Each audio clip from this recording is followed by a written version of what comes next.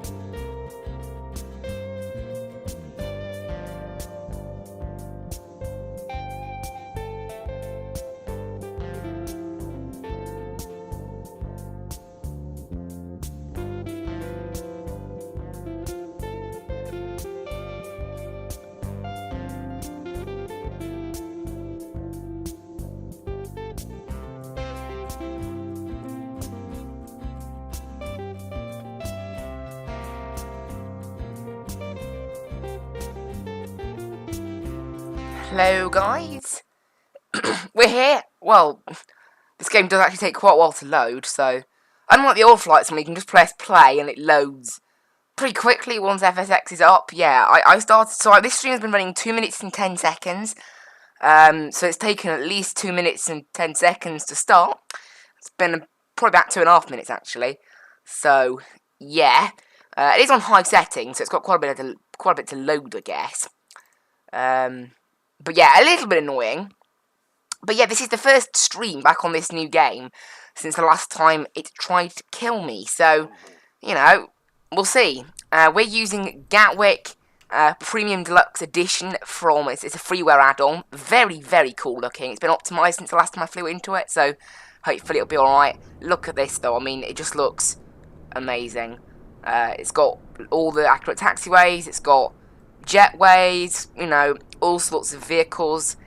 It looks really, really cool. Now, I'm actually at stand 109, which is currently closed, actually, so maybe it would be a good idea if I just, I'm not sure if I can slew over to another gate quite quickly. Nope, doesn't look like it.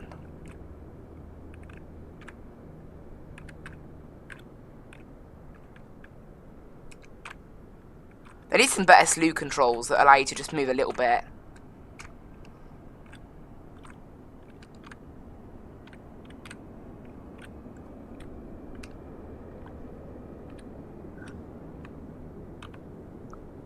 Are you joking me? I seriously can't get this balanced at a gate.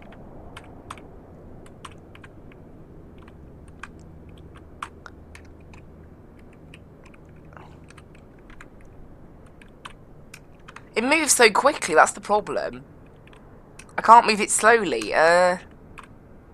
I want to just get parked at a gate. Any gate.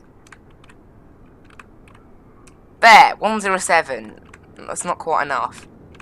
This is not very precise. Here you go, that's enough. That's quite close to 105. That's pretty much exact at 105, in fact. So we'll just do that. Right. Skyways 462 is our call sign. Imagine now I connect to the network and there's someone on the gate.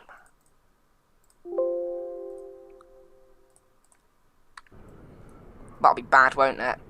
Yay, we're alright. No one's at the gate. There's supposed to be 3 people here, however I can't actually see any of them.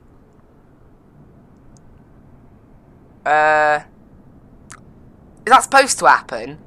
Or are they all disconnected? No, there are 3 planes on the ground here.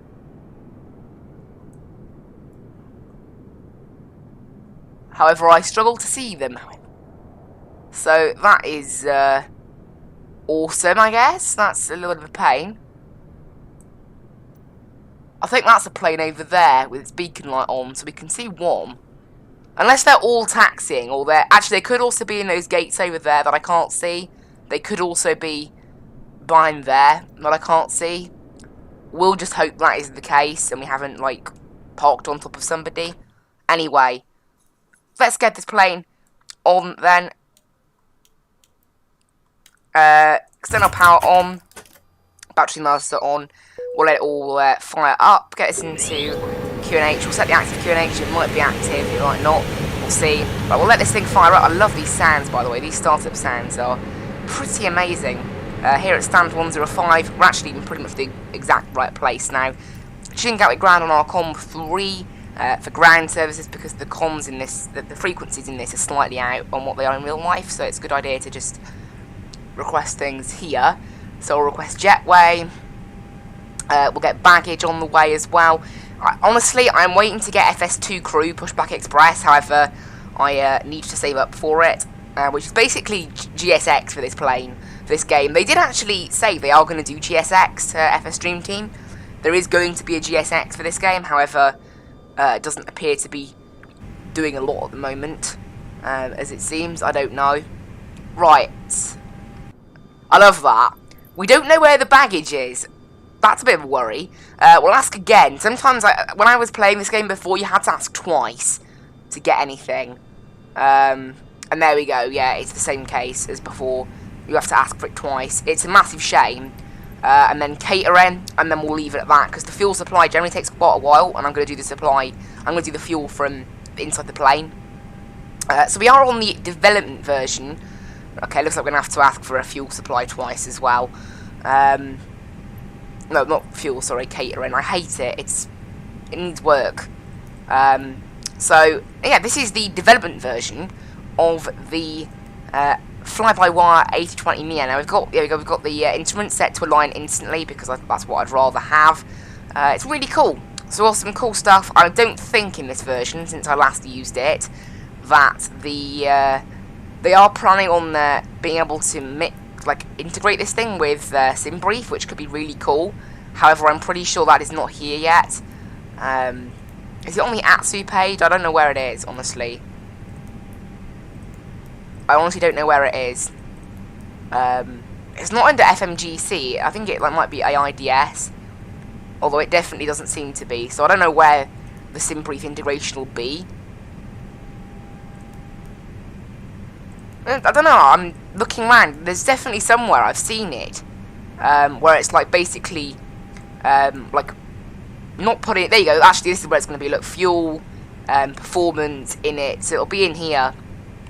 It's currently coming to the development build quite soon, hopefully. I'm on the development build because they haven't updated the master build an awful lot, but the development build gets updated every day, so you get all the latest features. And so far, anyway, I haven't encountered any gigantic bugs. Or any bugs, in fact, really. I've only encountered one bug, and I think that infects the master version too, so this development build does seem to be pretty stable. But there we go, flight level 350, that's all in there. We can actually get back onto COM number 1 now, and I think we'll get Gatwick ground tuned. It takes forever to tune a frequency, because it goes through all the different individual numbers. And 124, so this is what I mean, look, 225. Normally be able to scroll this quite quickly. But for whatever reason, I'm not sure whether this is like it is in real life. I don't think it is. But you have to scroll through all these frequencies. 415 isn't a real frequency. So I don't know why I have to spend time flicking through it. It's really annoying. But we're now on Gatwick ground. We have also got Gatwick Tower, and then we've got London Centre online. So we've got pretty much full ATC out of here this morning, which is pretty cool. The UK is always pretty decent for ATC on Vatsim, I've got to say.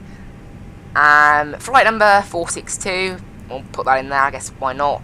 And fuel, let's do the fuel now. So what we want to do, we want to head into here. Now, there has been a patch to the game since I last tried inputting this fuel data, so I'm hoping it now works properly. Before, whenever you type numbers, it freaked out. I'm hoping it doesn't still do that, however, it may. So, we're looking for 7647, so it's about 3,000, let's say 3,800 in both.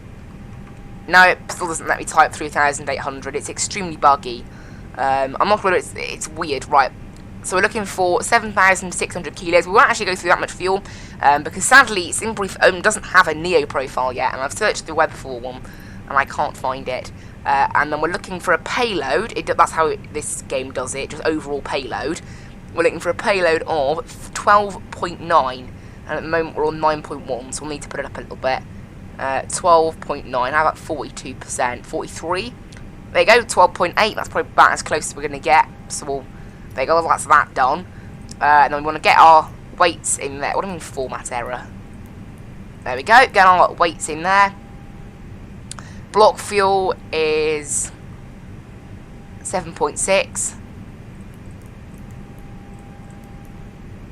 And there we go. So everything's all going to be calculated in there now. We want to head to flight plan. Departing. Right, this is where I think we're going to request for our route out of here this morning. Just check that... hello in the chat. Hope you're enjoying the stream. Just check my audio is working with vPilot. It is awesome.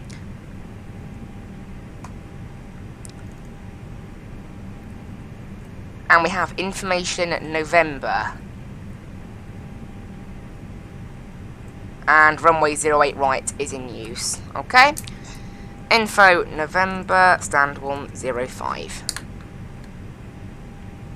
Gatwick ground, good morning. Skyways 462, stand 105 with information November, aircraft type A320neo.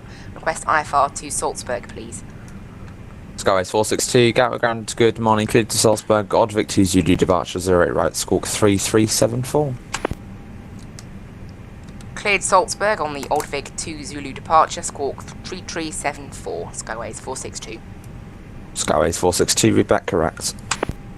Alright, okay, so it's going to be 08 right. It's straight out departure, the Gatwick. So that's quite good. Gatwick 2 Zulu, there we go. And this game now, well, this plane now supports putting in airways. Now, I don't know whether this is the doing of Navigraph or whether it's the doing of fly-by-wire. I don't know. But whatever it is, it does work now. I've checked it out. So, Y311 to Dover. You can't do the shortcuts. You have to put in the individual waypoints at the moment. That's fine. It's what you should do anyway. And then we take in UL9 to Conan.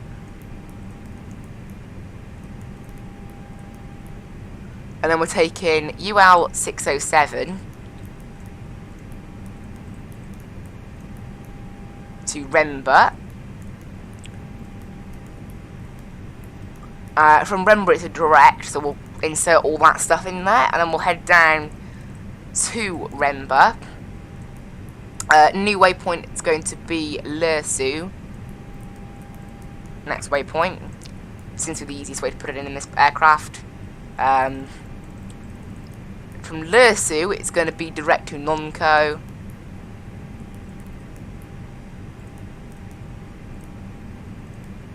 Honestly, this seems to be the most reliable way of doing it. You can't put in a waypoint before a decel point in this aircraft, so it's just easier to do it like this. Nonco, and then it is UL... Oh, didn't we come off UL607? We did, yeah. So we skip out of it of UL607, then we join it again to Zebix. Quite a long route, this actually. Zebix. How are the ground services doing as well? Okay, they have all finished. That's alright then. From Zebix, it is going to be N... It's quite a long route, this, for what is only a 700 mile, or 650 mile flight. N871 to Badvi. And then it is L725. Finally to Unken. There we go. And the route we take into Salzburg now, it will be the same start, but the arrival, if we're taking runway 15, it will be so much easier for us. We won't have to loop around the mountains at all. So I'm really, really hoping that, let's just have a quick search, really hoping that down there they are using, despite the weather, because it's easier for runway 15, they have an ILS on it and things, that they will use it. Because that's what some airports will do. They'll have a preferred runway. However, it does appear that Salzburg Airport is basically closed at the moment, as there is only one flight in there today, and it is not for 5 hours in real life. So sadly, it doesn't appear that Salzburg Airport is really operating at the moment. So I guess we'll have to do everything up by ourselves. So it's going to be an RNAV at the moment anyway. We're planning, before I look at the weather and things, an RNAV at RNAV Yankee, runway 33. And it's going to be the Unken 1 Romeo. Oh, great. Yeah, it's one of those. This does happen occasionally, where the start doesn't exist. This is a Navigraph thing.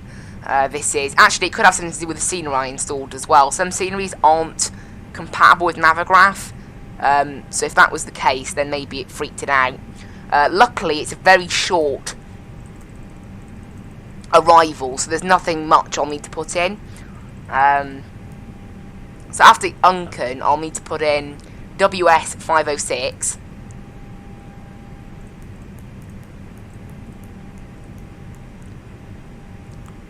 You know what, let's get the APU fired up now as well, because it takes a long time in this aircraft, and we'll get the emergency lights to arm, and we'll turn on the crew oxygen supply as well. Anyway, move back down here then. Actually, if I just click airport, doesn't that... Yeah, in the real aircraft, you click airport, it takes you all down to the bottom airport. It doesn't do that. And then from WS506, it is to the Salzburg VOR, so SBG. Oh great, I accidentally clicked on the wrong thing. And we have to go all the way down back to the bottom. There, WS506, and it's going to be SBG.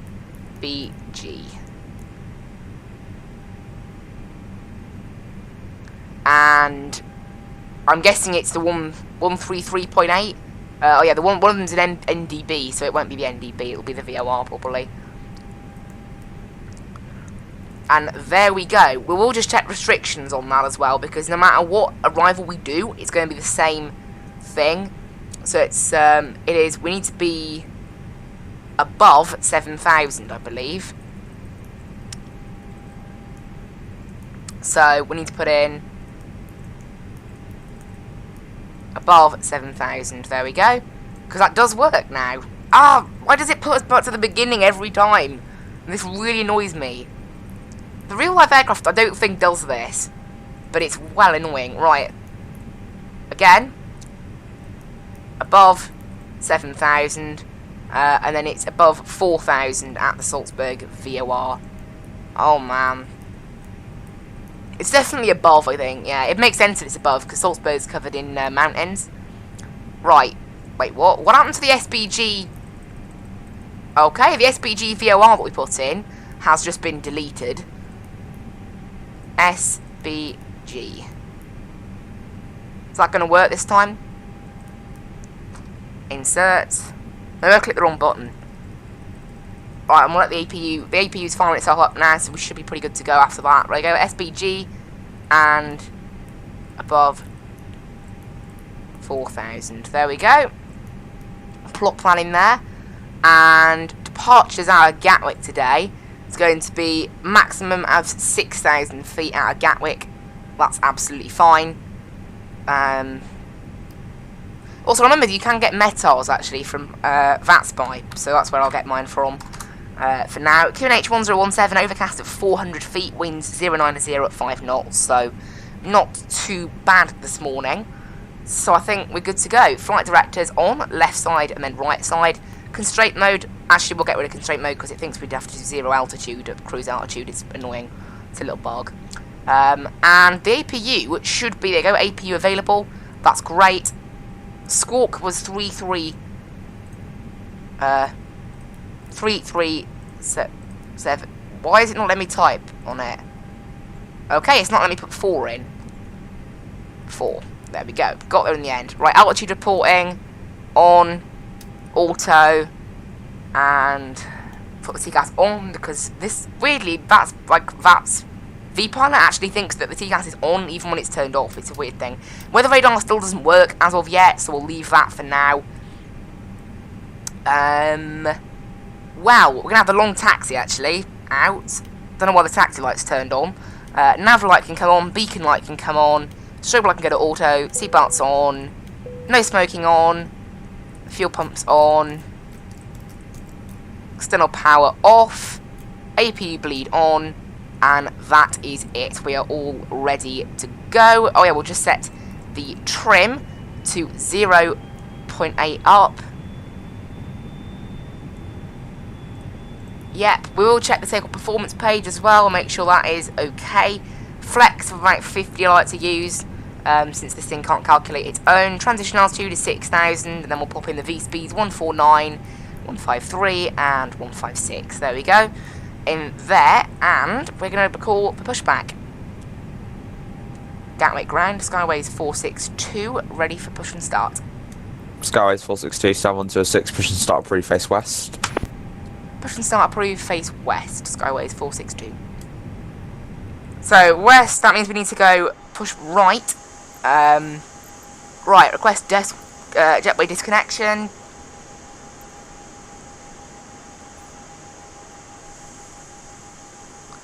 There we go, back it goes. So that means that the parking brakes should come off, I guess, for now. Right, let's lock the cockpit door. There we go. Flaps 1. Hello in the chat. Also, this thing's flight model is massively improved. Right, Shift and P to start the pushback.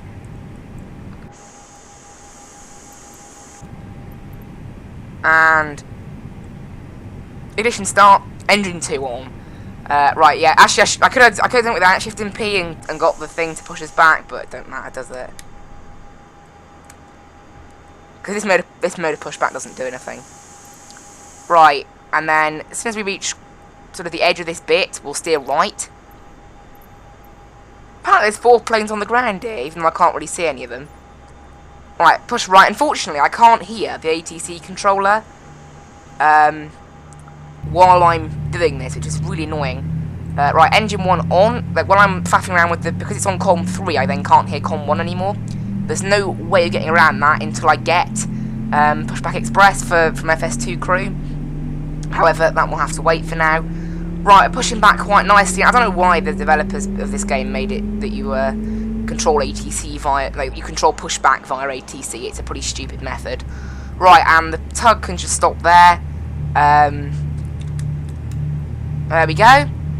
So we're perfectly pushed back. Just waiting. Okay, engine 2 is fully started. We're just waiting on engine 1 now, and then we'll be able to get out of here. So getting a pretty decent 30 FPS with this this is more detailed than normal scenery. So it's the premium deluxe version as well. They also did a pilot version, which is the one that's a bit less detailed. Both of them are free, so they don't really indicate a cost. The names, it's just about how detailed they are. But it's a very, very cool looking scenery. Right, and we want predictive wind shear, auto, and engines are started so they can go back to the normal mode, and we want taxi lights, and that's all we need. AP bleed off, APU off, and that is it. We are good to get out of here. There we go, all ready. Do a quick takeoff config tech. Okay. Alright, I guess we're not having one of those. Arm the spoilers. And Skyways 462, ready for taxi. Skyways 462, taxi on a Mike Juliet 4, runway 0 right by Kilo Romeo and Juliet. Taxi holding point Juliet 4, runway 08 right via Kilo Romeo Juliet. Skyways 462. Okay, let's get out of here then. Now, we were planning to go over to Gatwick Tower, however, they're now offline. So our next frequency will be London Centre on 127.825. So they'll be the next ones for us. This is what I mean. It takes absolutely forever to scroll through all these options. We should have started moving. No? Okay. Oh, I thought I'd turn the parking brake off. There we go. There we go. Now, this thing does slow down way too much when you apply rudder, unfortunately. But that's kind of how it is. We've got a Neo there, look, parked up. So there's one person on the Vatsim network that I can see. I don't know why I'm stuck. Unless they're a lot of them are like little private planes. No, they're not. All their parks over there by any chance? No. So there's, for some reason, like, there you go, there's a plane in the air I can see. That's Speedbird 2565 coming in from Cologne. So I can see people on the Vatsim network, just not as many as I maybe should be able to. Now this thing gains way too much speed in a straight line and then just loses it all on the corner. Sounds like I'm talking about a plane, no, a car. Right, down Kilo, it'll be a left onto Romeo here, then a right onto Juliet, and then it'll be full length then all the way down, because Juliet 4 is kind of the one that's quite close to the the threshold of 0.8 left actually, but it's full length. Yeah, just make sure we can brake to turn here, this thing. So this thing loses way too much speed when it can actually come to a stop while turning, which I'm pretty sure isn't a real life feature of the A20Neo. Maybe it's one of those things, you know, I mean the flight model has been tweaked by fly-by-wire, but there are still a few little physics-like things that are needing to be adjusted. So, we'll see. Right on to Juliet here. And hopefully we will get to see the BA, the Speedbird 2565 come in from Cologne. That'd be nice. You can see the lights of it in the distance. Obviously this game does present lighting absolutely amazing. It's on the high settings right now while streaming at a very detailed Gatwick airport. We're getting about 25 FPS, which is about what I get in FSX, to be honest. In flight sim, I know in most games 20-25 sounds horrendous, but in a flight sim, this flight sim, it does look a little bit laggy on the ground, but once you're in the air, it's not noticeable. The FPS does increase when you're in the air as well, because it's got less things to draw. Clouds don't lag out this game like they did the old one, so we're safe. Once we get in the air, obviously we do have London Control. After London Control, there is not really any more ATC so far today. Part of Germany is online. I think it's Frankfurt East. Langen Radar East is online over Frankfurt and all that. So we might pass through their airspace. I don't know. We'll see later on about that thing. Skyways 462, contact London 135, question 127.825, goodbye. London 127.825, Skyways 462, bye. Bye. All stations, go. Freight Monitor Unicom 122.8, good morning. Oh, they just shutting. Monitor Unicom 122.8, thanks for the service, enjoy the rest of your day, Rhino 6 Romeo Papa. Thanks now, Angie. So, there we go. 2565, surface wind 090 degrees, 5 knots, 08 right, clear to land. Clear to land, 08 right, Speedbird 2565. London Centre, hello, Skyways 462 on Juliet at Gatwick. Skyways 462, London, very good morning, hold Juliet 3. Hold Juliet 3, Skyways 462. Alright, Juliet 3 Tango. I'm is just just looking one at further the than Juliet weather 4. at Big Inn Hill. It's looking pretty foggy there. There's visibility 350 metres for runway 21 and fog. Despite the tailwind, I suggest an ILS approach from runway 21 if you're happy with that. I think I'm getting very good FPS now if we look over there, look. Yeah, copy that. Very massive buildings. We were thinking an ILS one way 21. Appreciate the weather information. I was just about to look at the metadata there. Yep, we'll go with that. Go for a minute, Tango. Go for a Tango, Roger. You can expect vectors for an ILS approach. Oh, this is holding point Juliet 5. Fly heading 270 degrees. And then Juliet 4 is on the left, just up here. That's Juliet 7 off to our left. We're going Juliet 3 now, yep, not 4. After that one I can't pronounce, we will fly heading 270 and we'll expect vectors for the ILS. Go for a Tango.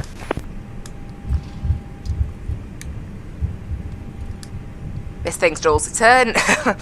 Oh dear. Right, so coming up Shuttle to Juliet, stop, descent, altitude 6,000 feet. Traffic information for you. Right, 1 o'clock, 3 miles. That's about 2,000 feet below, crossing right to left. And A320, not on this frequency. Roger, traffic in sight, stopping descent at 6,000 feet, shuttle to Juliet. Right, so this is Juliet 4 by here. Juliet 3 is... Good morning, Speedbird 780 Fox is on stand 521, A319 with information Delta with QNH 1017. IFR to Stockholm, please. Speedbird 780 Fox, London, good morning. Cleared Stockholm. Yeah, this is Juliet 4 6 here. Juliet departure, squawk 7014. This is Juliet 3 here. So we'll just Stockholm, park ourselves by here. The whole points all just say Juliet. Maybe that needs 7014 adjusting, I don't know. Speedbird 780 Fox. There we go, park there. Takeoff config London Centre, doesn't appear Speedbird to be working. 400, finally ready for I taxi, don't know why Alpha. it just isn't. It's been working Speedbird 780 all the other Fox, times. correct. So that's really weird. It's been working literally every other time I've Speedbird tested this plane. I did update it this contact morning. Gatwick Ground So 121.8. Good morning. maybe it's a bug to do with that. Ground on 121.8. Many thanks, have a nice day, bye bye, 2565. And you, shuttle to Juliet, previously mentioned traffic's now disconnected. Turn Right, line left, lights heading 250 on, degrees. takeoff lights on, runway turn-offs on. Heading 250 degrees, shuttle Because I to think we're going to Juliet. get clearance onto the runway. Shuttle to Juliet, very descend to shortly. altitude 2,000 feet. Centrology 3000 feet, shuttle 2 Juliet. Skyways 462, surface wind 090 degrees 5 knots, 08 right, clear takeoff. 08 right, clear for takeoff, Skyways 462. Alright, away we go then. Gonna line up on the runway, take off then on the Ogvig 2 Zulu, maximum Clifton of 250 35, knots vectoring for and ILS approach 6,000 runway for the whole 02, SID, leave so Pepis that's fine. heading We'll probably get 180 clearance degrees. above 6,000 soon. Would you vectors for after takeoff 02, anyway, leave so that'll be Pepis nice. 180 Clinton. Right, line up on the runway, let's get out of Gatwick, this thing can't turn, honestly. Shuttle 2 Juliet, turn right now, really heading annoying. 300 degrees, So yeah, this 300 thing base loses leg. way too much speed on the Right, rudder 300 when you degrees, turn, it really Juliet. annoys me, but we'll see. Hopefully that gets fixed eventually. London Sanders, Speedbird 400, ready for taxi, sir. We're ready to go, I think, so... Speedbirds 400, apologies 40%. for the delay, taxi straight ahead, holding points November Bravo 1009. And Straight ahead, Flex November power Bravo set. 1009, right. Start the clock. Appreciate patience. Speedbird 400. speed's coming up problem. nicely. 100 knots. Not much wind today to speak of. EG5 on Alpha, sir. That's Could we nice. leave the cockpit for 5 minutes, please? Get a little bit of Hey, lag Phillips, from no those problem, let me terminals know over there. when you're V1. back. Rotate. Roger, thanks, Well, that was a bit so we'll report sensitive. I back was not ready for EG5 that. Been flying this plane with a joystick all week. Right. Positive rate, gear up, so I was not used to that. But there we go. It's alright though. The flight model's definitely improved. That is for certain. Right. In the air then above Gatwick. This thing climbs a bit quicker than maybe maybe it should. I don't know. Shuttle 2 Juliet, turn right heading 020 degrees, cleared ILS approach 05 I'll go thrust right. climb mode now. 020 degrees, cleared ILS 05. Autopilot in. Shuttle 2 Juliet. That should allow us to sort of start to slow it down a little bit so we can gain some speed. This thing does climb a bit quicker than maybe a typical A320 would. But that's kind of how that is. Right, they go flaps up now. Disarm the ground spoilers, and all these lights can come off apart from the landing lights, obviously. Shuttle 2 Juliet, keep the right turn going. Oh, I think it heading disarms the ground spoilers by 080 if you need itself. it to establish. Interesting. Yeah, we are localised established, thanks, Shuttle 2 Juliet. Shuttle 2 Juliet, Roger, surface wind is Right, hopefully this calm, plane 05 right, will clear not to land. blast us through 250 Good land knots. on 05 right, Shuttle 2 Juliet. Hello, plane. Please don't do that. Okay, it's okay. The thing is, this plane just climbs instead of throttling down, which is why it climbs a lot quicker than maybe a typical plane would. There we go. Shuttle 2 Juliet, just checking, does that work for you? You're a bit high there. There we go. It's working now. Yep, we are below the glide path, Shuttle 2 Juliet. This is good. Okay, yep, my apologies. No worries. There, we're alright. This thing has started to level off now because it's got a 6,000 restriction that it obviously knows about. We're not quite following the flight path. Yeah, that's a bit odd. We're slightly off the flight path, like by maybe like a mile. That's a bit weird. I haven't encountered that so far. We'll see what happens with that. I have put that we are flying on Microsoft Flight Sim, so obviously controllers may expect a few little oopsies from the plane every now and then. It's quite well known that that occurs. Right, we're at 6,000. Obviously, I can't climb until we get any further from the controller. Maybe he'll just be sticking to, obviously restrictions and things because he's so busy. Obviously, he's controlling this is the whole of London Centre, so it's controlling like everywhere, the whole UK, well, the whole of England and Wales anyway, not Scotland. So we're just gonna sit here at 6,000. It only lasts this sit until Oddvig, so not that far.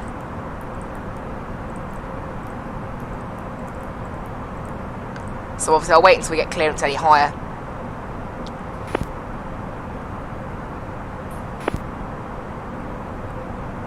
Why is this plane suddenly turning right then a little bit? That's a bit odd.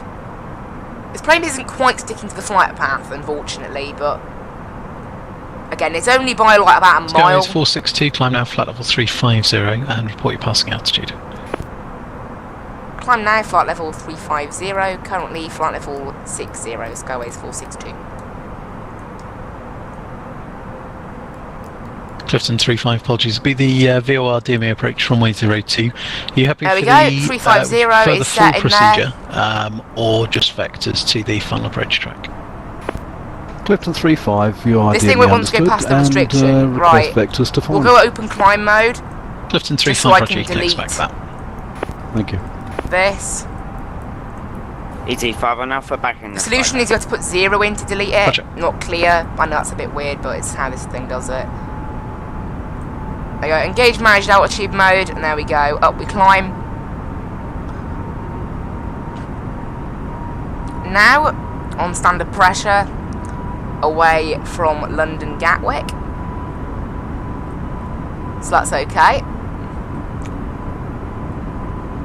Next frequency will be Unicorn. We've got them pre-tuned, okay. London Centre, Speedbird 400, Cool. fully ready, November Bravo 10. Looks like there's a bit of high-level cloud that maybe Speedbird 400, shouldn't be surface here. wind 090 degrees 7 knots. Now this thing 09 hasn't right, iced so off takeoff. for a while, so I think they may have fixed the icing, although we'll wait. We'll wait and see what happens when we fly through this cloud to get a judgment, I think. Right, coming up to 10,000 now, through these clouds. What temperature is it outside? It's actually 6 degrees, so we should not get... total air temperature is 6 degrees, so we shouldn't be getting ice. Right, 10,000 feet. Landing lights off. And seatbelts can come off as well, since we're just basically going in a straight line. 80 nautical mile range on here. Hopefully this thing will eventually, like, start following the correct path, I don't know. That'll be nice. Right, up to our sort of proper speed now. Of about 290 knots. This thing's just going to chill at that altitude then for the rest of the flight. London Control. Put up the brightness that this thing starts off on is actually quite low. I never realised that until after I'm in the air, so we'll just adjust that now. Speedbird 123 London, very good morning to you. Squawk 706, correction, Squawk 7633 and Bedek 1 hotel arrival. Go get the lights nice and on. And Squawk there we go. We shouldn't have any ice, I don't think. No, so they have a Sovo or fly-by-wire. I'm not sure which one have fixed that. It's the Bedek 1 hotel arrival. This thing, yeah, this thing thinks we can reach. Basically, we continue at this level. We can be at cruise by Dover. However, obviously, there you go. Now our proper cruise altitude. This thing does actually climb quite slowly, like the real life Airbus. So it's pretty good. Correction, cross 05 left. Roger, first left. There you go, and now above all the clouds, that's nice. 05 left, shuttle TGA. So now we're above those clouds, we can just climb upwards, stay out their way, and that's cool. So yeah, so the next group, we are flying over Frankfurt actually, so we will be passing into EDGG's airspace and the pot that this particular one controls. They cover Stuttgart. Yeah, they cover Stuttgart, Frankfurt, all that part. Control EZ87 Kilo Echo down at and we fly directly over Stuttgart, and we come quite close to Frankfurt, so we will be over to them at some point. EZ87 Kilo Echo I London, stand by, call you back. About Lersu, probably, is where we'll be in their Shuttle airspace. 2 Juliet, continue right onto Bravo. So we'll be on Juliet, Unicom for a bit. stand 52. Correction, There you go, we're above 42. all the clouds now, so, and you can see the beautiful Roger, UK Bravo, down Juliet below us Fox, there. we'd like to pass Look stand at one, this. that's okay. This game does look absolutely amazing. Yep, no problem. It's finally same here, instruction, this stand game. 1. Honestly, Bravo, well, with this plane anyway, it's only one plane, but this plane is Vatsim quality. It does calculate a top of descent point. EZ87 Kilo Echo, However, it's apologies for often delay. a You're little bit cleared dodgy to with it, so that is something to watch. It's not always crack out via accurate. the However, you can see there, match look. to Charlie departure set from us to- 07, Squawk Let's set a standard 2731. barrow. Clear to Crackrow, Mac 2 Charlie departure 07. And you can see there, only 600 miles 274 now. in the box, EZ87 Kilo Echo. But yeah, I mean, things like the VNAV aren't still aren't quite there. They're not quite accurate. That'll come in future updates. However, it is getting better. Cabin 98, if you fill up 3000 and confirms in your airspace. And go passing EZ87 Kilo Echo, 18,000 correct. feet Push there. and start approved when you're ready. The FPS has improved. I'm getting QH1017. about, well, looking out the window, I'm getting about 45. Inside, I'm getting about Cafe 098 London, good morning. 25, FM 30, just so about in my maybe, airspace now. maybe the glass Redirect cockpit to still needs a little Dibble. bit of optimization. We'll see. So was that for EZ5 on Alpha? Negative, that's Cathay 098, redirect There we go. Dibble. Man, that's good. Over the coast. Bravo. Now all the clouds have cleared. Honestly, I take so many screenshots of this game. Let's get our drone Easy camera 5-1 Alpha, just leave my into somewhere I airspace, can Scottish is manage it. offline. 1 Unicorn 122.8, good morning. There we go. That is the wing view set up now. Take a few screenshots over there. Lufthansa 1785, nothing further for you. 1 Unicorn 122.8, good morning.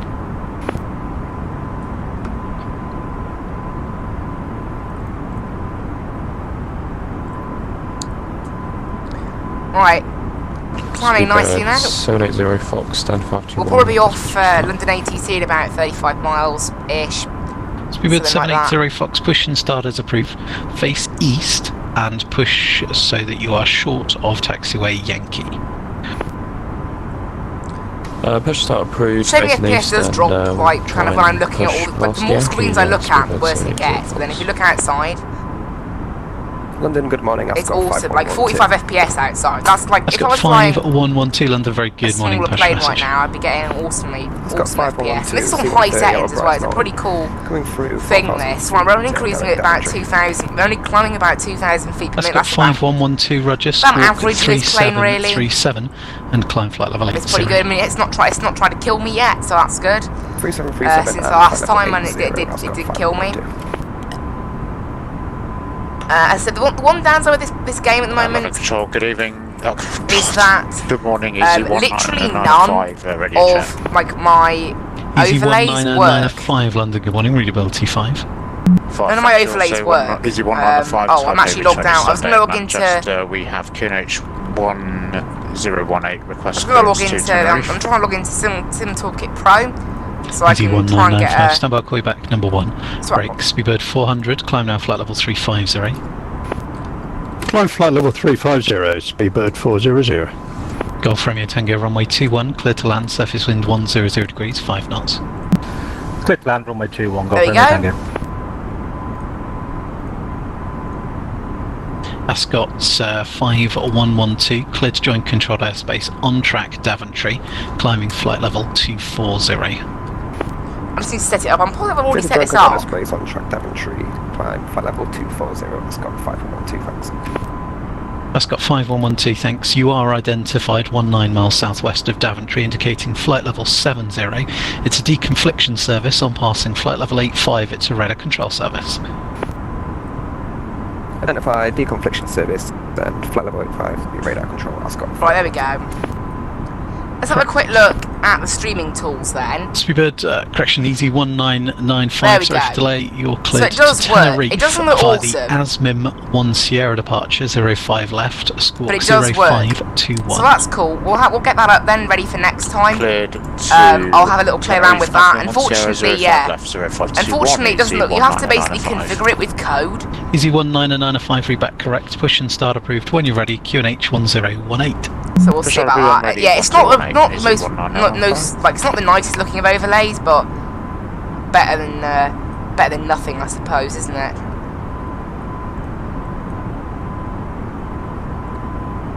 Right, we should be able to. We should be off London Control about Conan, so about 15 miles from now. FPS should start improving now as we get a bit higher up in the air inside. I don't know. It's the glass cockpit that lags it out a little bit. Definitely.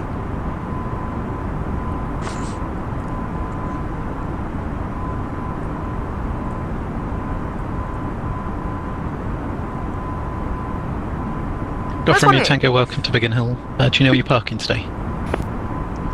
I was wondering if there was a quicker way of getting to Salzburg, but looks like that's how the... we're taking a bit of an old route in, but that just looks like how it is. Via Hotel 1 Hotel. Golf Romeo Tango, Roger. Vacate About right, 560 miles to go. It looks like our ETA is about an hour and 20 minutes. That ETA is based on... Like, it's Speedbird literally 98, leave based... my airspace. Shannon's offline, Mona's Unicorn 122.8. Good morning. Sadly, it's based on My Unicorn 122.8. our current speed, so it's not the most accurate of ETAs, but it's alright. Skyways 462, leave my airspace. Brussels is offline, Monitor Unicorn 122.8. Good morning. Unicorn 122.8, Skyways 462. Bye.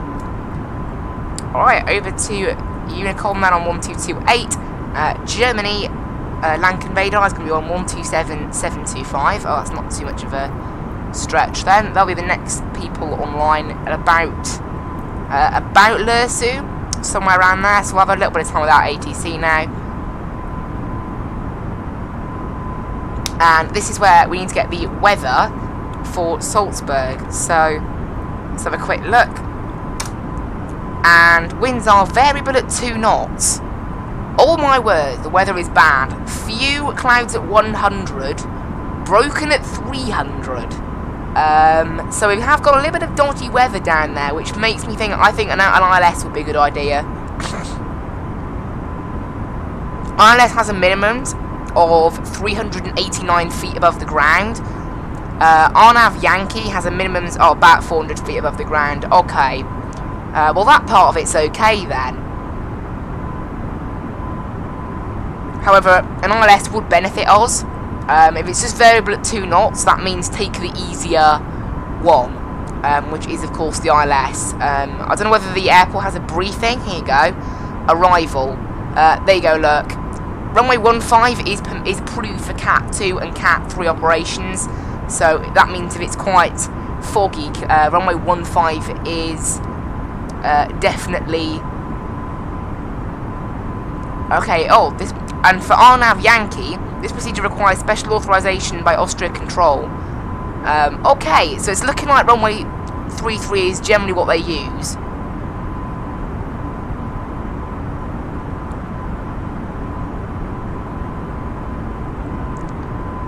So it is looking like runway 15 is their kind of recommended runway. On takeoff, well, that's not very obvious. Okay, so it's looking like runway 33, the procedure requires special permission, and in quite cloudy conditions, runway 15 is the only runway that you're allowed to use. So, I think we'll be taking an ILS runway 15 then, today. So we'll head to down there. It shortens our route, right? ILS 15. I don't suppose this thing now shows the ILS, the arrival. Nope. And it's going to be the Salzburg transition. Insert that, and we should have all our waypoints as they kind of should be. So WS 506 and then SBG. Great. So we'll take the ILS then. The ILS is 4,000 at Salzburg. I'll literally put in 4,000 because it provides us a good path to get onto the ILS. It also means that'll be a point for the plane to tell us to descend. That's what you need. You need the plane to have a place for you to descend. It's the way it calculates all the VNAV stuff. So there we go. Runway 15 is looking like the preferred option for today. This thing climbs really slowly. I mean, really slowly sometimes. Well, wait. I think we should have gone conversion speed by now. Yeah, we are in Mach mode, so I don't know. This thing should really be climbing a bit more than this, considering we're actually above speed at the moment as well. Meaning, yeah. So we'll go open climb, and then go back to climb. We'll see if that changes anything. We should really be climbing at more than 1,000 feet per minute. No, we're not even reaching 1,000 feet per minute. It's being a bit weird. So I guess this thing fancies climbing quite slowly today. Never mind. But yeah, this is taking us forever. This is taking longer than it should be. Because we're actually going too quickly, that's the problem. Right, I actually want to be climbing more. Right, what if I set open climb? Open climb is normally a bit stronger. Okay. Open climb don't do anything either. Well, we're still off course by like a couple of miles, right. Right, let's go direct to 30. And just see if that kind of knocks us back on course. There we go. Hopefully this thing, I don't know, yeah, this thing is still climbing. I mean, you can see there, look, there's our speed. The speed we're supposed to be doing. And this thing is just ignoring it. This is the first time it's ever done this, so we'll go vertical speed, I think. And this thing has taken that opportunity to just idle itself. Right, climb mode. Yeah, this thing's taken this opportunity to idle itself, which is a bit stupid. I don't know why, as soon as I went into vertical speed, it just decided, oh yes, let's idle the aircraft now, which has just made everything worse, so maybe I shouldn't have done that. Yeah, this plane has just decided, yes, let's idle itself. Pretty stupid. And the engines are very slow to respond as well, that's the worst part in this aircraft. The engines are so slow to respond to anything. They're absolutely useless. Right. I'm a little bit annoyed about that, but it does do it quite frequently. It's really weird, but it does do it. It's a characteristic of this aircraft. I'm not sure whether it's like it in real life. I know this thing is quite... This aircraft's quite mad about its fuel saving. So things like that do sometimes happen, but now we literally can't climb because we're too busy. Right, let's go toga mode to try and increase... Alright, that hasn't done anything. Okay, it just looks as though this thing is not in the mood for it. Our speed is starting to come up now. Yeah, it has really ruined our climb a little bit, that has. I don't know what was up with that. It was going way too quickly and not climbing. So I was like, oh yeah, let's take it into my own hands. And the plane just decided, nope, I'm idling on you now. It's like, yeah, thanks. Yeah, the star here has been in place for 2 years, so it should have been in machinery. It's not new, so even if it was overlapped with Navigraph, so there are some weird things like that. I'll file something with Navigraph at the end. It is a well-known bug with the Navigraph cycles that this has been happening, where things just mysteriously go missing. Not like stars. They just literally mysteriously go missing, and not literal real life stars. You know what I mean. Okay, it seems as if this thing has finally got its speed back up to normal range, so hopefully it should start climbing now. I mean, we've wasted about 3 minutes of climbing. We would have been at 35,000 feet if it wasn't for this. Okay, yeah, it's really struggling to gain speed, actually. Yeah, but we should be doing about Mach 0.78.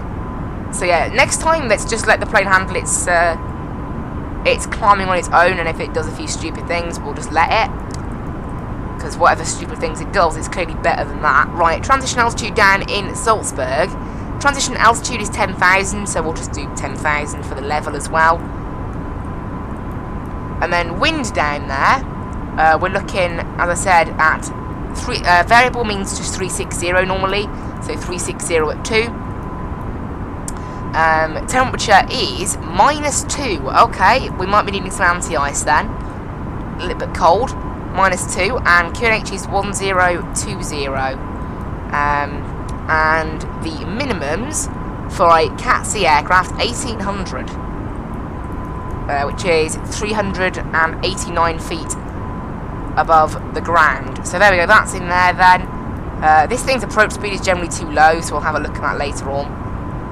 Right, there we go. We're now. So look at this now. We're now going too fast all of a sudden by quite a bit, and this thing just isn't climbing. It's climbing at like 500 feet per minute. You know, like it's even worse than it was before. So yeah, more of this. Just let the plane do what it wants, within reason, obviously. If it tries to kill us again, I think we'll forget that. But yeah, literally 600 feet per minute. I mean. Also, no down mark for this game. Still no contrails. Still no contrails. I mean, even FSX default planes have contrails, so very disappointing. Yeah, okay, so we're going way too quickly, and we're doing Mach 0.82. Actually, I don't think we are doing Mach 0.82. A true airspeed of 460 is totally normal. We're expecting a true airspeed of 450, yeah. We're expecting a true airspeed of 450, so it is a little bit quick. What happens if I just tell it to do its own speed? Will that, like, if I tell it to do the speed that I want, will that encourage it to climb a bit quicker? No, it doesn't look like it. This plane just ain't in the mood for it today. It's being a little bit strange. However, I'm not going to bring in vertical speed again because last time, obviously, it just gave up. But yeah, we're going far too quickly, and we're just constantly increasing. It has not done this to me yet. I mean, I updated it today to the latest development build. This is the downside with the development build. Occasionally, if I go with a slightly dodgy version of the development build, I might run into little bugs like this while they're trying to fix other things. Obviously, the development build isn't tested. It's the development build. It's what the developers use to to make additions to the game. That's why it's updated, you know, sometimes 2 times a day. But it's quite a good way of getting all the new features early, which is why I opted to get it. Right, this plane is being stupid actually, we're going far too quickly. Maybe it's something to do with the tailwind. This is the first time I've ever had a really strong tailwind, so maybe it's taking it as we're not going quick enough because of the tailwind. It's reading that instead of this. That could be a reason. If it's reading the ground speed to do its calculations, which it shouldn't be, because obviously the ground speed does change quite a bit. But you never know with this game. You honestly never know. It doesn't matter though, we're almost at cruise altitude now anyway. And see that we're only doing 400 feet per minute, that's kind of the issue. Oh, there you go, look, now we're at... Now it's got close to cruise altitude, something's triggered it. Look, there you go, something's triggered it to go back to its previous speed. Although it idles far too quickly. It definitely idles more than it should, because we've just lost all our speed again. Although this time it does seem to be gaining power a little bit quicker than it did last time. However, we have lost quite a bit of speed. So yeah, the speed, you know, this thing holding speed and things, there are still clearly a few issues with it. You know, that's kind of just to be expected at the moment. ETA is about 10 past 11 to about an hour and a bit from now. We won't be able to see our top of descent just yet, I don't think. Whether it will actually calculate a top of descent for us will remain to seen. It doesn't calculate a proper one, but it does put in a little dot on the map in relation to the restrictions that you put in. That's how it does it. It does it entirely on restrictions. It didn't put in that 4,000 restriction I told it to at Salzburg. Is it gonna... Okay, it's hopefully gonna keep that this time. Why has it deleted all the restrictions I put in? Was it going direct? Did it go in direct, like reset it? Because the restriction at Unken isn't there anymore either.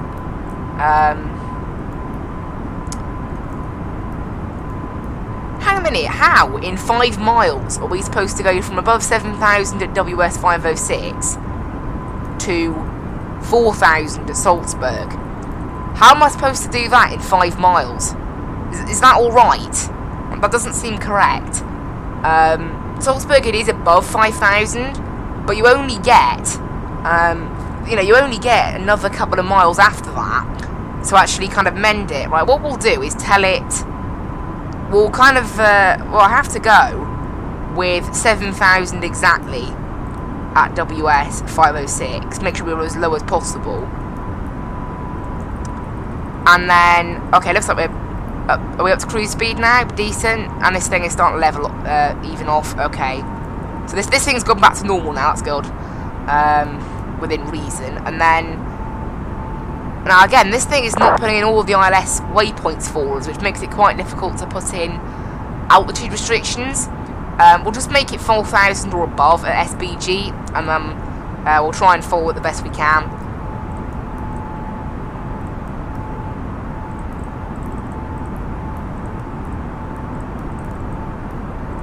Go, put that in there, and hopefully this thing should use all that now to calculate a top of descent for us. Maybe. I know it doesn't always, unfortunately. Sometimes it does once you start descending, it pops up.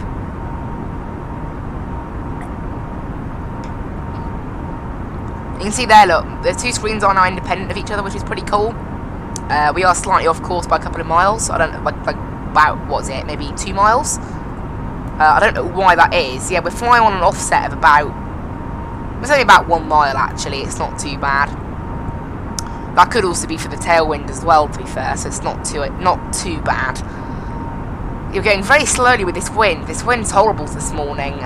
The flight was supposed to be 647 miles. We're actually doing 703 thanks to the wind. I don't know how strong the wind is compared to what it was supposed to be. Maybe it'll even out later. Right now, around Bhopal, we were looking for winds of about 55 knots. Although that's a bit later in the day. It's about 50 knots earlier. So we're looking for about 50 to 55 knot winds. 55 is the exact amount. So we're about 10 knots. Yeah, the wind. Actually, wait, that's at 34. Yeah, well, that's what we're closest to. So it's within 10 knots though. It actually goes up to about 60 knots later on as well. Headwind. It's a headwind all the way But then when we get closer to Salzburg, it's about 50 knots still. So we're going to have about a 50 knot tailwind for pretty much all of this flight, unfortunately. So not the nicest of weather for us today.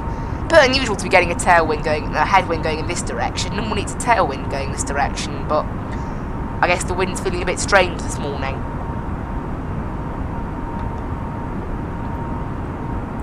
It doesn't really matter.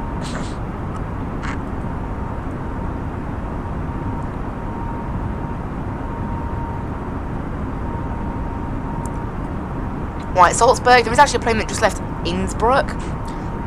Okay, it's only 56 miles from Salzburg, so that'll be there way before us. And I've got a Wizz Air from Larnaca, so that's quite a long way away. From Salzburg, that's not going to be there. It only left 240 miles ago. It's got 960 to run to Salzburg, and there's also a plane on the ground then in Amsterdam. That's only 400 miles from Salzburg. However, we have passed Amsterdam. Okay, I think we are adding a bit of distance onto our flight. Right, you know what? Let's quickly look at the plan for today then. The route that this thing's got us doing. So, quite a steady kind of little route. By the looks of it, it's messed up something though. It does often do that. To be fair, that explains why our ETA has changed. Oh no, it actually looks okay. Sometimes it like makes a weird kind of duplicate thing. It is a bit of a weird turn from Salzburg onto the arrival.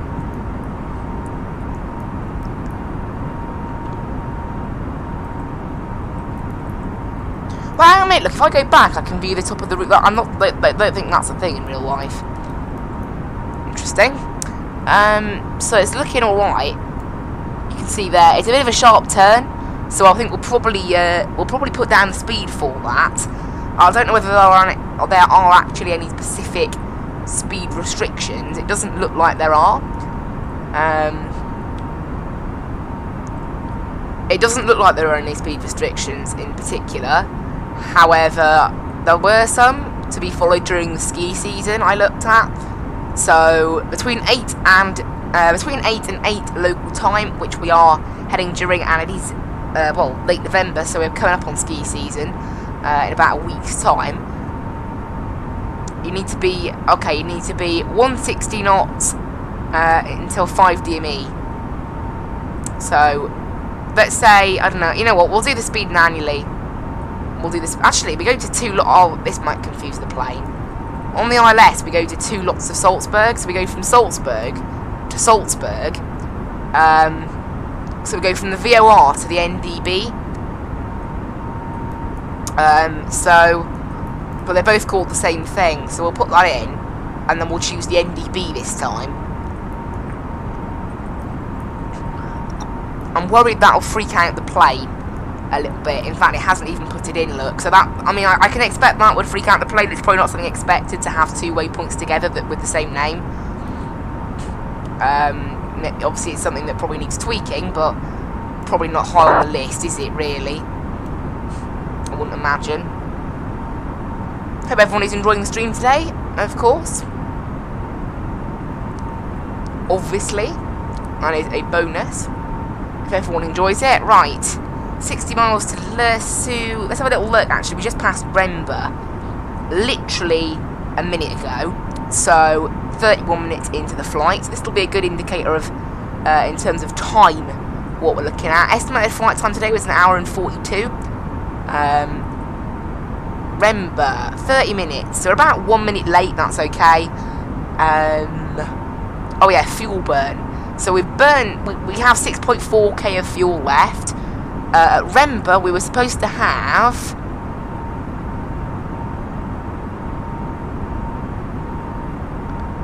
5.5k of fuel left. So this thing does not use nearly as much fuel now as the A320. Obviously, the fuel calculations are done for the A320. Unfortunately, I don't really want that to be the case, but Zimbri doesn't appear still to support the A320neo, and I don't want to create a profile for myself because I don't know, it'll probably mess it up. I'd rather the people, either someone else, like the people making the mod, who knew the aircraft, or Simbrief themselves made an A320 profile. I did find one for the JAR design A320neo that someone made, however it had been deleted, so unfortunately it does appear, yeah, there is no, at the moment, there is no way of getting the A320neo's performance stats to appear in the game, which is a shame. Right, ETA, yeah, about an hour and 5 minutes from now, so it's looking like this flight should be about an hour and 40 like planned, so that's fine.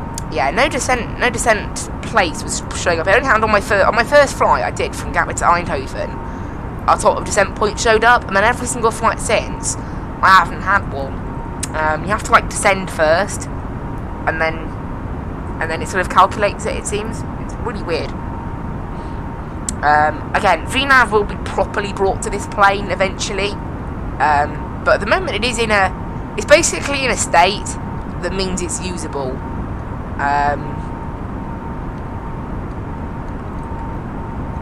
Oh, the camera's locked in this view, this alt view. Oh, I can't move the camera around with the keyboard anymore. Okay, the keyboard isn't capable of moving the camera around anymore. That's interesting. Alright, well there's our cabin view. But yeah, I'm actually can't move the camera up or down.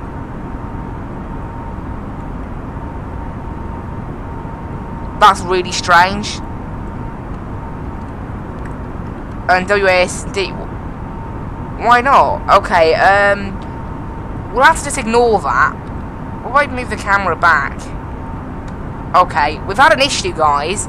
The arrow keys don't appear to be capable of moving the camera anymore.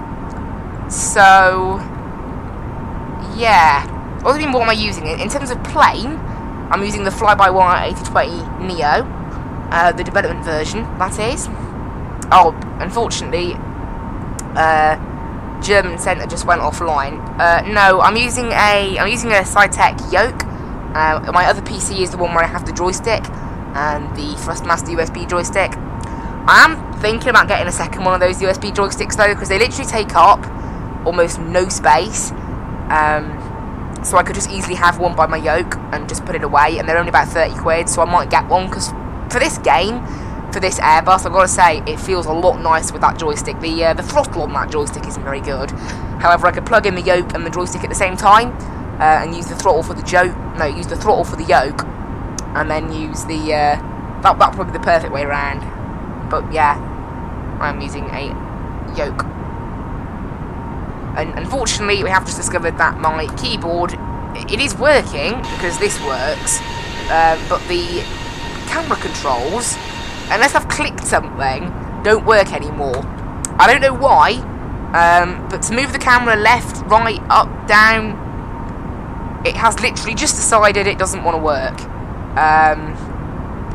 This camera control works, that I've got on my yoke. It's very limited. But I guess that's what we'll have to deal with for today. I mean, it looks okay, luckily. I can still move the mouse up. I can still zoom in and out and look around. Yeah, this game still has a couple of bugs. Honestly, I think Asobo made a pretty bad game in Microsoft Flight Sim. It looks amazing, and then everything else is terrible. Is quite, you know, you can't move stands, so I had to move stands using slew mode. You can't, yeah, to be fair, FSX actually runs about the same on this PC as it does in my, as this one. That's only because FSX runs out of performance quite easily, but yeah, to be fair, FSX is still a pretty amazing sim. Like, I was playing it last week, and it does still, I mean, it doesn't look as good, but as a sim, it's probably, well, to be fair, Fly-by-Wire have actually made this plane, I'd say, coming up to payware quality. It's not quite there because things like VNAV and throttle control are still a bit dodgy, but the flight model's massively improved. They've already got a system where you can actually talk to other A320neo users, which is absolutely amazing. It's got a system where you can get a meta, so you know, like in the Quality Wing 787, where I can just ask it for a meta. You can't even do this in the Aerosoft Airbus. You know, there's some features in here that are really cool. So there you go, look, it's got him pre-put in, look. Send. And then about half a minute, I'll get the METAR through. And it's really amazing. I really like that. Okay, wind refresh down at Salzburg. Thank goodness the cloud has actually gone up a little bit. So that's nice. And then we just click send. Look, you can see there, company message. Go back. Receive messages, and you can see there, look. There is the METAR. It's the old METAR. It's not quite up to date for Salzburg. And there it is, look. Just there. The print function doesn't work. I was hoping you'd print a little piece of paper but it doesn't. That part doesn't work just yet. But it's really cool. There's some features, and then obviously, yeah, the texting other A20Neo users. You can also grab an ATIS as well for Salzburg if they're online. So you know what, let's test this. So let's test out. There is currently an ATIS online for Frankfurt. So let's put that in and send that. Now I don't actually know where it's getting the ATISs from. I will have to check if it's trying to get them from somewhere else. Okay, it's getting them from the FAA. We'll have to change that. We'll change that to Vatsim. My mistake. So unfortunately, because that doesn't say Vatsim, we'll have to just wait a minute. That means that it won't be able to find it. But it's really cool little features that they've started adding. Let's have a little look at our message. It'll probably say no METAR found, I suspect. So ATIS, look, no ATIS available because obviously I haven't put it in. We'll send it again now. So we'll send EDDF with Vatsim this time and send. There we go. And in terms of the weather itself, it's getting that from the sim directly.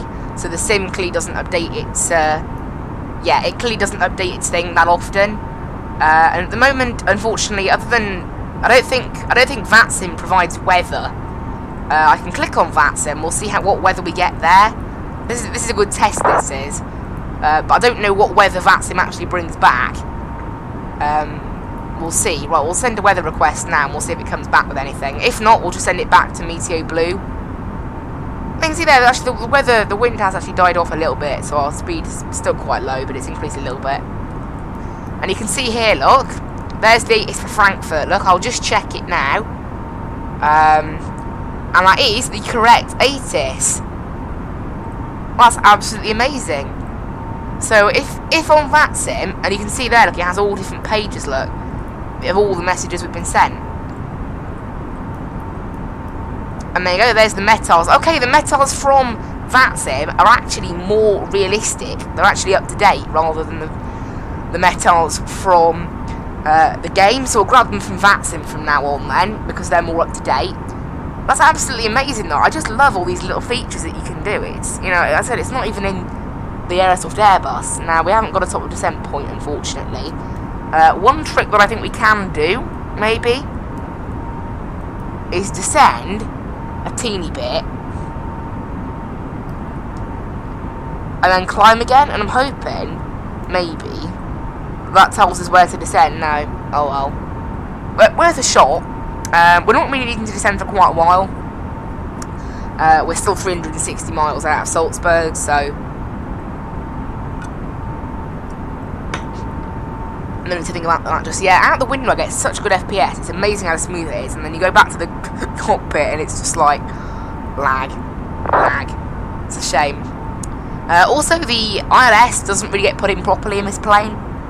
It's only capable of putting it in, it's basically capable of putting in the frequency but not the course. So obviously a lot of airports, Salzburg isn't one of those, but at most airports an ILS works for both runways, and then the course decides which ILS you follow.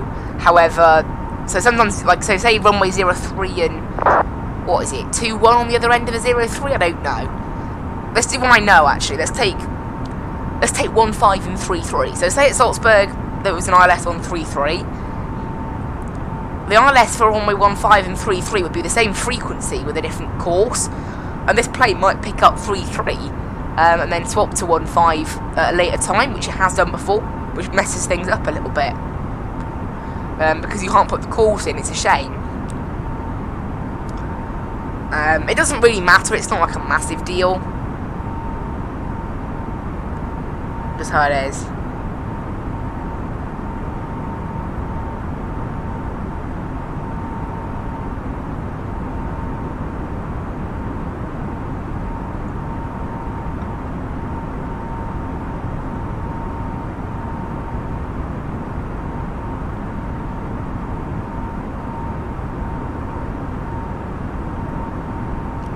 $250 miles left to go.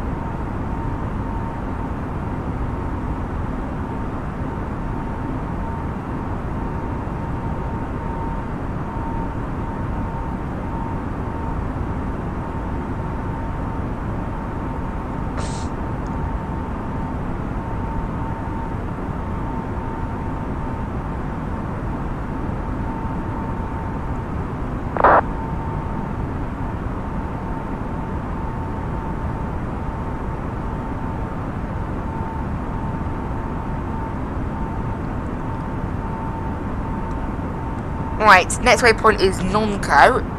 It's definitely a shame we don't have any ATC. So we had full ATC out of the UK. UK is always awesome for ATC on Vatsim. Get so much ATC from them. It's really amazing. Now, one thing I have to do is fly into Bilbao, I think. I absolutely love Bilbao. It's one of my favourite airport approaches. However, one reason I didn't do it today, I have encountered a bug with this plane where, you know, like arcs on Cities and Stars, where they have built-in arcs that you can't really program yourself. The plane just sort of knows that they exist and it follows them.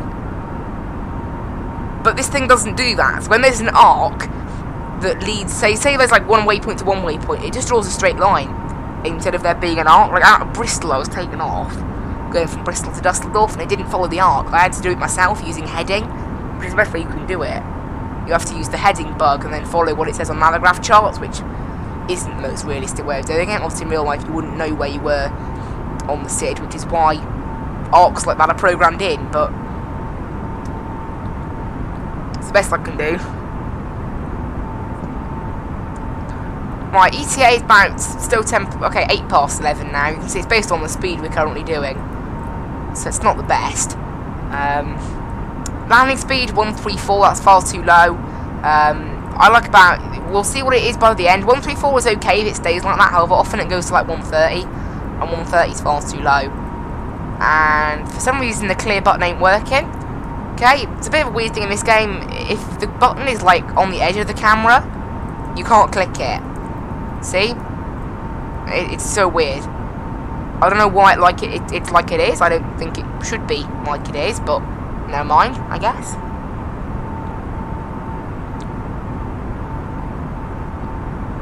Yeah, looking cool over Germany. Currently over, not really over anywhere right now. Lots of villages basically. We'll be just ahead of us. We'll see Darmstadt in a little bit. That's quite close to the waypoint of Nonco. Heading directly over Heidelberg, Heilbronn. Frankfurt should be off to our left in a little bit. We're also flying directly over Stuttgart as well.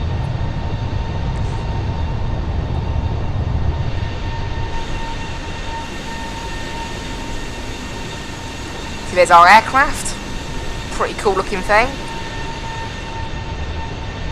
Now this flight is supposed to be flown with an A20N, not a Neo, but Fly UK say they're interchangeable, which is great.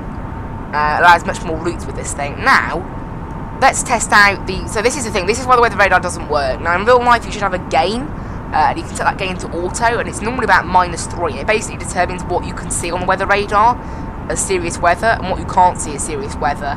And because that is in-op, a lot of the weather you see on here isn't very bad. It also doesn't really appear to pick up turbulence, so that's why the weather radar isn't really functioning right now.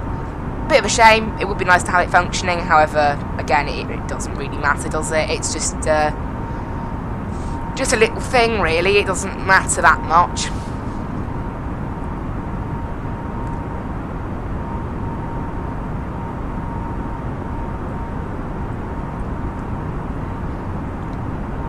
Yeah, I'm looking forward to seeing this Salzburg scenery as well. We'll see what we have. But I think it should be pretty cool. So a little look at Fly UK. Okay. Whiskey 2 to Whiskey 8 or Echo 7 to Echo 9 is our preferred stands. Let's have a quick look at that. There you go, parking stands and coordinates. There we go. So we'll use Whiskey 1 to Whiskey 8. We'll probably take, well, if we're using runway 15, we'll probably vacate on Delta, I should think. Actually, maybe Echo. We'll probably end up at Echo. So we'll probably take Whiskey 8 because that's the nearest one. I don't know whether there's a one-way system around this airport. I should think that there might be. It doesn't say anything under taxi procedures, actually. It does say nothing about taxi procedures, so I think we should be okay for that. So yeah, we'll probably take Whiskey 8 or something, one of the first ones. But yeah, Salzburg's a lovely airport. Also, I've been to Salzburg twice in real life. I've got to say, it's probably the best city I've ever been to. I absolutely love it there. You know, I mean, I've been to a lot of places. Well, not a lot, but it's definitely nice. Very, very nice. Anyway, Salzburg, currently no ATC for the rest of the flight. Looking at this, there is a plane on Amsterdam. The plane from Amsterdam has now taken off.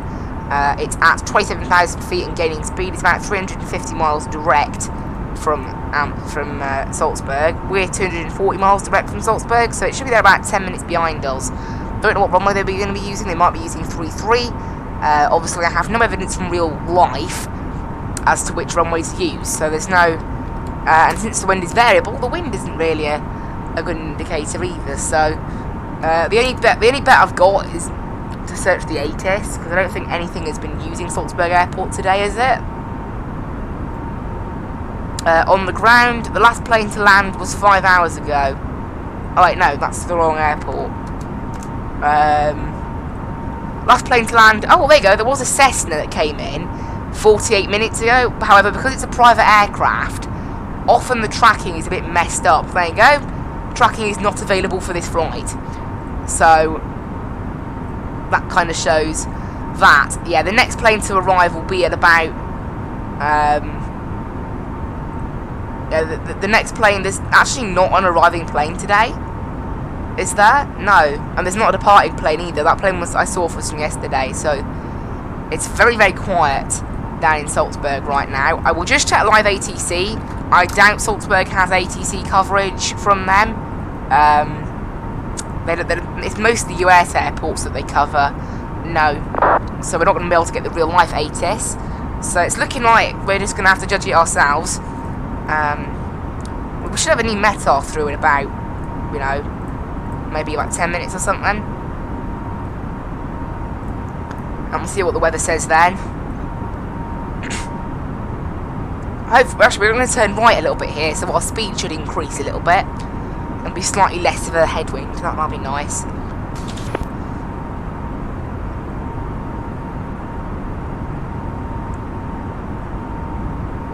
Yeah, we're much closer to Salzburg than the Transavia. That plane is coming in via Badit. They're on P3D. I've left it in there. So that plane's coming in via Badit.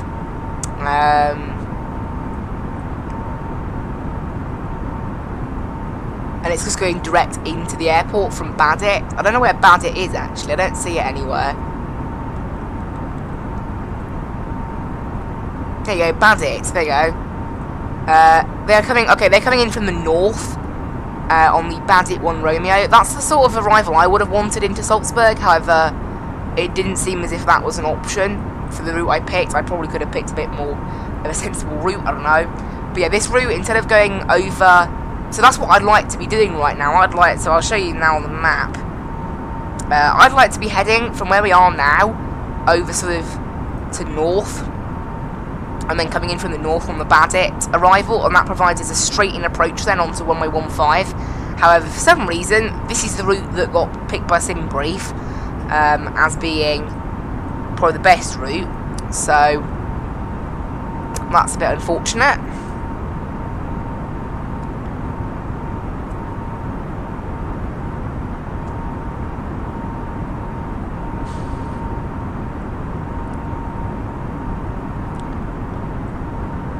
which does mean that that plane from Amsterdam will probably be in much better shape to actually land at Salzburg than I will. It means it might be there a bit earlier than us, I don't know.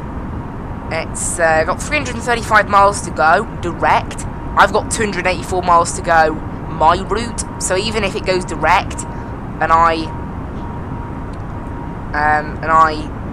take my route, which it won't be going direct, obviously, still, there'll still be a good, probably at least 10 miles that it's taking slightly differently. So we'll see what we can do. Currently directly over Frankfurt's airspace right now. Frankfurt should be just off to the left. They're at Handcrafted Airport, Frankfurt. That's it down there, I believe. That is the very nice Echo Delta Delta Foxtrot. 9 planes on the ground down there right now, so pretty busy.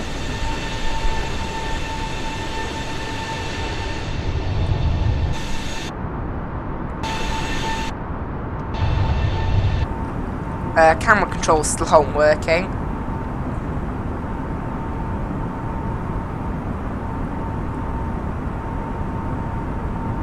Speed has increased a little bit now. That's the bonus though. The fact we're facing directly south, we do actually save a bit of time on the wind because we're actually going about 10 knots quicker on this south stretch than we were before. So it does actually. This route is quite good for the wind.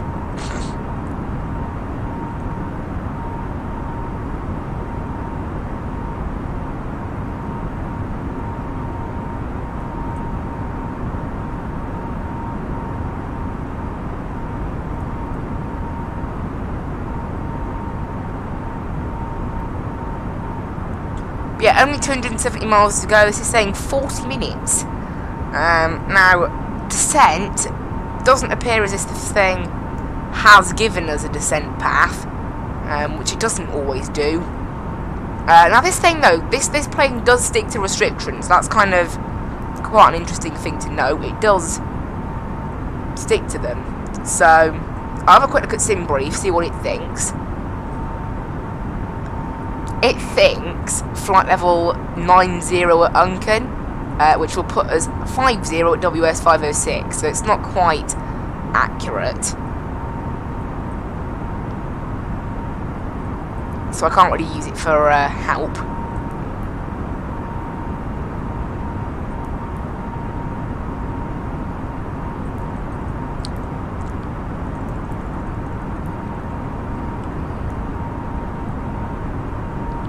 I mean, it knows we're at flight level 350 along this whole bit.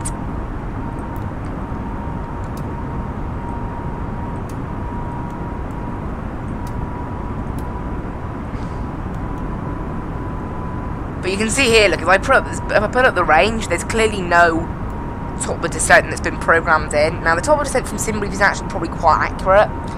It is thinking after Gapto before Sugib. So still not for a while then, so that's alright. Gives us a bit of chance to chill at least.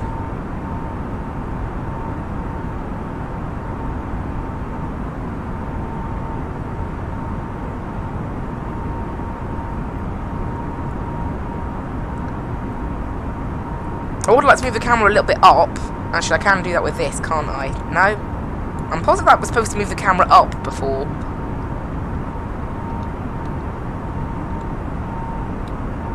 How does this camera work? It like massively changes how the aircraft looks. Yeah, I have actually broken the camera, I think. The camera's very messed up today.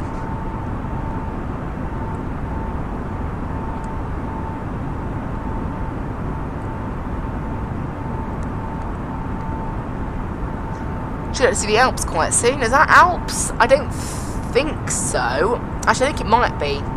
I don't think it's cloud because it's so consistent. Right, we should have some new weather for you for Salzburg now. No? Okay. We'll ask the plane for the weather then, because I'm pretty sure we should have something. Right, AC menu. Weather request. Get rid of Gatwick because we don't need the weather for Gatwick. or not. What? Okay, we'll just get it for both then. Send that. And we'll have a look at our received message. Actually, I can't keep it there. I'll have to keep it on that page there. We should get a little notification then when we, there we go, company message. And see if they have actually got the new weather. No, so it's taking it exactly the same as Vatsim has. That's fine. 40 miles to Tedgo, that is the next waypoint. Yeah, about 415 ground speed at the moment, so yeah, not the quickest of flights, this one. Lands on runway 15, it's only a 9,000 foot runway, so we'll probably use medium auto brakes since this thing, the flight dynamics still aren't perfect. It floats a lot more than an A320 really should, so that's something to keep in mind. I would actually check as well, that overlay that I got installed, so bean overlay, I will just check if they've been adapted for the new flight sim. I don't think they have been. No, their last update was still 10 months ago, sadly, so it's looking like that will be it. It's a shame really, because it's a really good overlay, this one, right? And you can style it without the need of, you have to use like CSS coding for Sim Toolkit Pro to get it custom style. The only thing you can change by default is the colours. However, I'm sure I could probably make it look nice somehow. It's just maybe not quite how I'd want it. Also, it doesn't. The refresh rate on it is quite low as well. Not compared to FS. Like this overlay refreshes constantly. But the one, yeah, Sim Toolkit Pro doesn't do that, and there isn't an option to make it refresh more often, so it's not as good. It's a shame, really. But yeah, I guess this overlay that I've got here won't be used. I mean, it doesn't really matter. We're still capable of having a little bit of an overlay at the top, so maybe it's not quite as good as it would have been.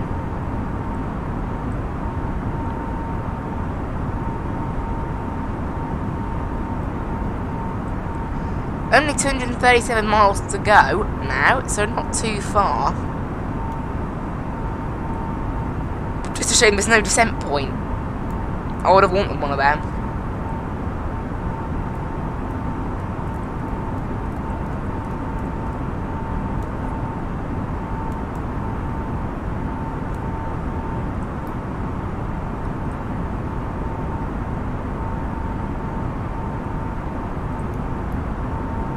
Right, let's have a quick look at our arrival plan now.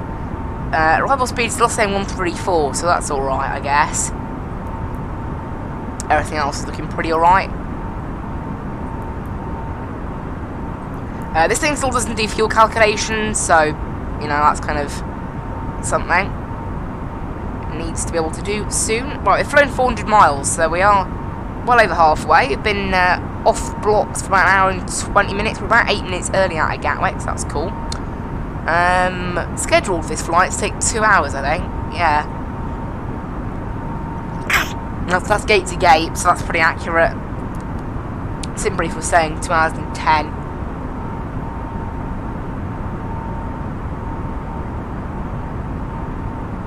But it's alright. Whatever it is. But it is a shame I don't have a top descent point. I would have wanted one of those. But luckily, the thing is, once you start descending now, it is still useful. It does still tell you what to do and things about the place. Like, once you start descending, it does... You've got to basically match up your airplane with the white top of descent marker. It's not quite what it does in real life, but it's better than nothing. It's a start.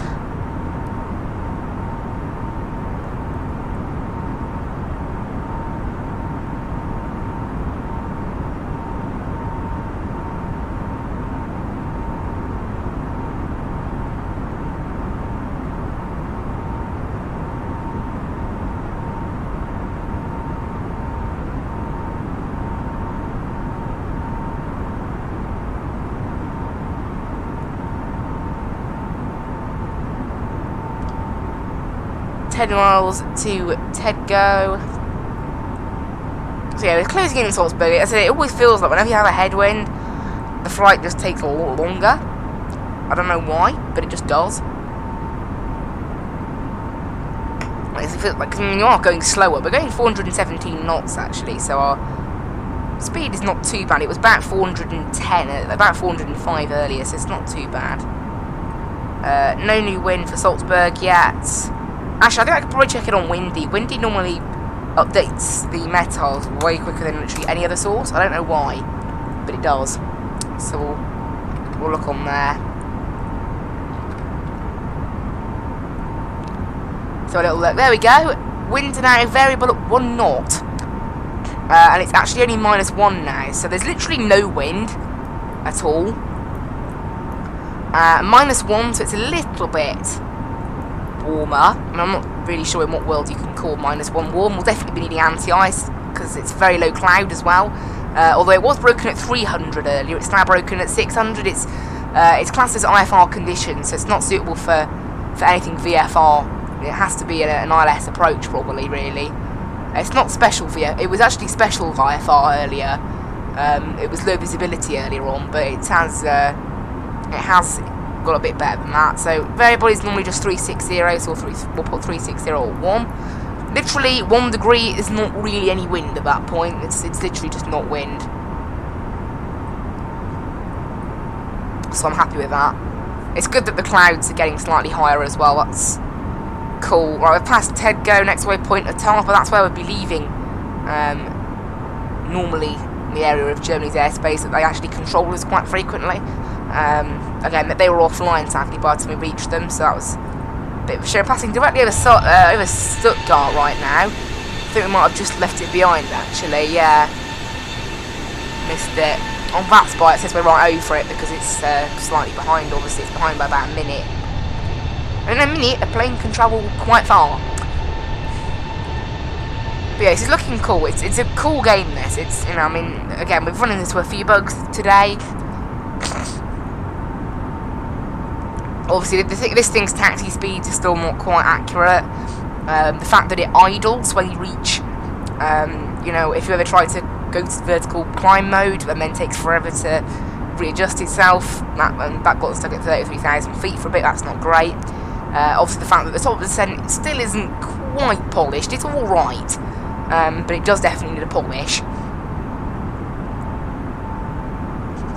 And then also the fact that obviously, yeah, the cameras. The biggest bug is this camera thing. All the others are just little niggles, and they're also related. The thing is, they're related to the plane as well. Like they're related to the plane. If they're related to the plane, I don't mind. Why does it think? Oh, this is a weird one. For some reason, VPilot, I've just noticed, thinks that my COM1 was set to 127 decimal something like that. I don't know why. That's really strange. It thought it was set to 127 decimal 6. I haven't got any kind of AI pilot turned on, have I? That is doing this. I don't know why it thought it was set to. It thought it was set to 127 decimal 6. No, AI is solely turned off.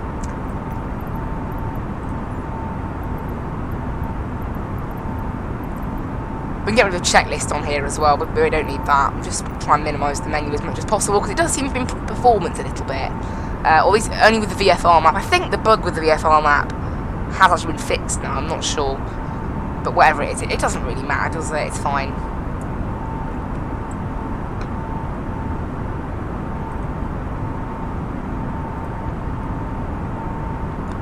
The plane from Schiphol is about 13 minutes behind us apparently, however, obviously with our slightly longer route maybe into Salzburg, although that is actually already taking place, that longer route to Salzburg. We're 147 miles from Salzburg, so we're actually only going 40 miles extra now. Next waypoint is Momuk. We're looking at descending, I think, was it after Gapto? No. Yes, after Gapto. We're looking at descending, so not too long until it's time to descend. Speed has increased a little bit there on that little turn, I think. 417 now. It's alright. So earlier we were doing 396, so our speed's come up a little bit. The Transavia heading to Salzburg, that's somehow doing 420 knots. So I guess the wind isn't. It is at flight level 370. Maybe wind is better there. I don't know, but it shouldn't be the case. Again, it could also be. I think this flight sim's weather is still not 100% accurate. It's all right, but it's not quite there yet. You can see there. Look, I mean, you can't obviously see what the weather's like, but we're on live weather. It really confuses me that you can't change your position in the world while you're loaded in. Yeah, like you can't change gate. You can't change your flight plan while you're loaded in, and yet you can change the weather while you're loaded in. It really, really confuses me.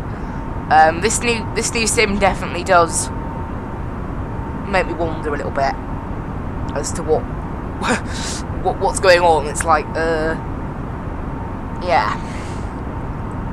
I really hope they change it at some point. There's a lot of things in this game that I don't like.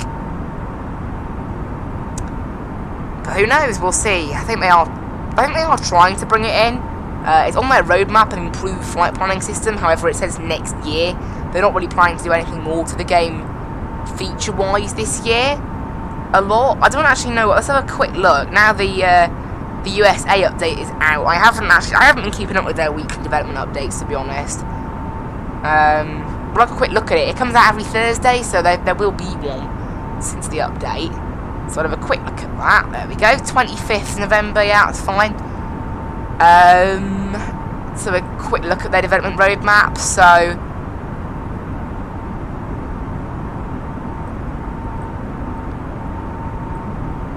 I'll get it up on my other monitor so I can see it a bit better. You guys can't see it, but I can. So I don't want to show it just in case you're not allowed to, but I doubt that's the case.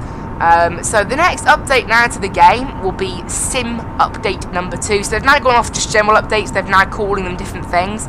So Sim Update are the actual features, World Update are the actual things themselves. They're doing monthly updates now, so they've dropped the 2 weekly update, every 2 week updates, and they've gone to monthly now. So the next update will be the Sim Update 2 on December the 23rd. January 28th, that excites me. World Update number 3. United Kingdom. That's cool. I like that. I like that there's the UK. Okay, so we've got some. So looking at some of the upcoming issues, a lot of them are going to be fixed. They are going to fix actually a lot of things to do with live weather and things in Sim Update 3. So Sim Update 3 will be quite a big thing for this game, I think. However, that won't be coming until the 25th of February, so don't get too excited with that.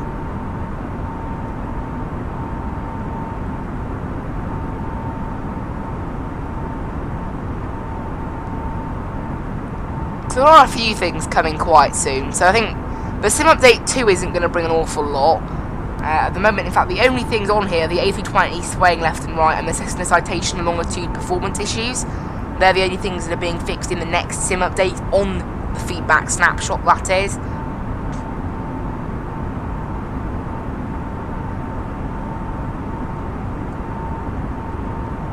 But it's looking cool. So they're going monthly updates now, which does disappoint me a little bit, really. They've already stopped with the 2 updates a month, 1 update a month now, and actually only 1 update every 2 months will actually be fixing bugs. So this game is still buggy, I think, in my opinion, and yet only once every 2 months will we actually get a patch for bugs. And then every other 2 months is going to be world updates. So obviously we've had, the first one was Japan, second one was the US, the next one's going to be the UK. I'm glad they're doing the UK. Maybe airports like London City will get put in. Maybe Gatwick, although we've already got a pretty amazing Gatwick. So I probably would be a bit annoyed about that, actually. Hopefully maybe airports like Bristol or Cardiff, maybe. The scenery around there looks quite cool. Obviously maybe something up in Scotland as well. Maybe they'll do something over in maybe the Isle of Man, actually. The Isle of Man is quite cool. So they could do plenty with it. I think typically they'd probably put in, Dallas Fort Worth and Atlanta Hartsfield International were the 2 major airports that became handcrafted in the US update. And then there was 2 smaller airports as well that got included. What was that sound? What was that? That worried me. What was that? Seriously, what was that? That little do-do. Because there was something on that screen. I'm pausing. Okay, well, yeah, there was definitely something on that screen. Okay, the no smoking signs turned themselves off. That's what it was. Not sure how they did that.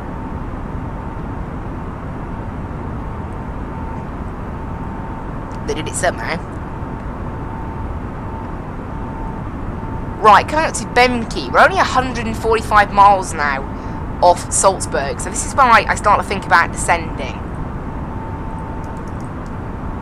So I don't exactly know where we want to be descending, really.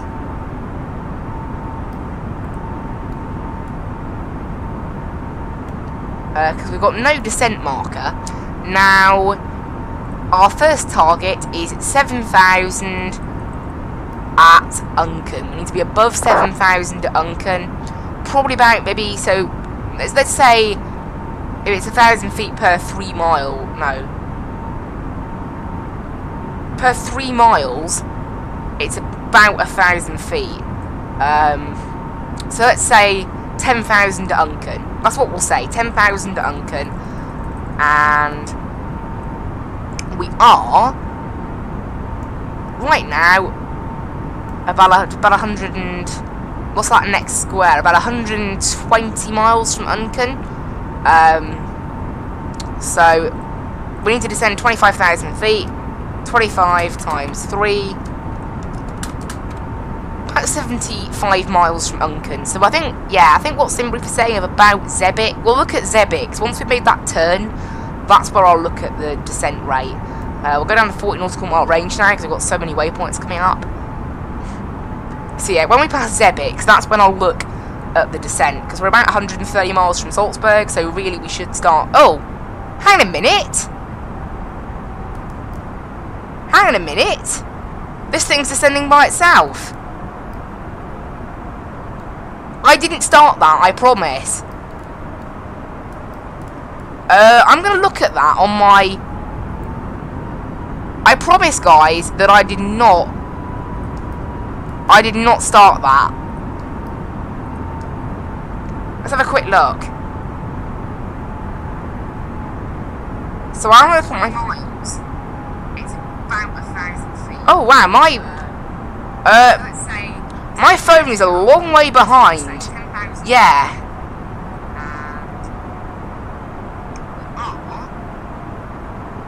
So let's have a quick look. So I'm going to quick look. I think we're descending too quickly.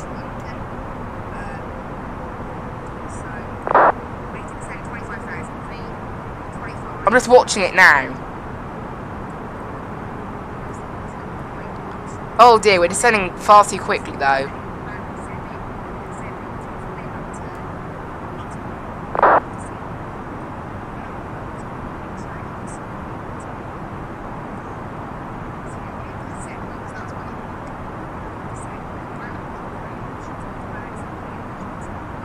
There you go, yeah. I've just watched it. It just started it. It just literally just started it itself. I've been watching it. Wow. I didn't think it was capable of doing that, to be honest. It's actually descending very quickly, so it must think that we're in a bit of trouble to meet our descent path. It must do. But okay, well... Oh dear. What's happened? Why has the wind disappeared? Right, clear skies, live weather. Alright, something's gone wrong with the live weather, guys. It's just disappeared. And this thing is descending really, really harshly. Just when I thought this sim was ready, guys. Yeah. Just when I thought it was ready, it decides to just absolutely kill the live weather. Right. Yeah, live weather has died on us. That's a shame. It hasn't done that yet. However, this is the first time I've ever done a flight of this length. Actually, no, it isn't. I have done one before of this length. So it seems to have just reverted to clear skies mode, unfortunately. Right, we're about 80 miles from Unken, so yeah, we're descending too early. We're definitely descending too early, actually. So I don't know why this thing just started its descent out of nowhere. It shouldn't have. Oh man, I just thought this game was good, and then all of a sudden we've had a good few issues. Right, sorry, back 100, let's go 1800 feet per minute. I thought this game was ready, and now suddenly it's going round in a... Oh dear. It didn't make the corner, so now it's having to turn back on itself to make gap toe. Because this thing doesn't arc as much as the real life A20. What is wrong with this game? I thought it fixed itself. I was wrong. Very wrong. Yeah. Although we are descending at the... What on earth? Okay, why are we doing... I'm sorry. But why are we doing 4,600 feet per minute? I just give up now. Seriously, I give up.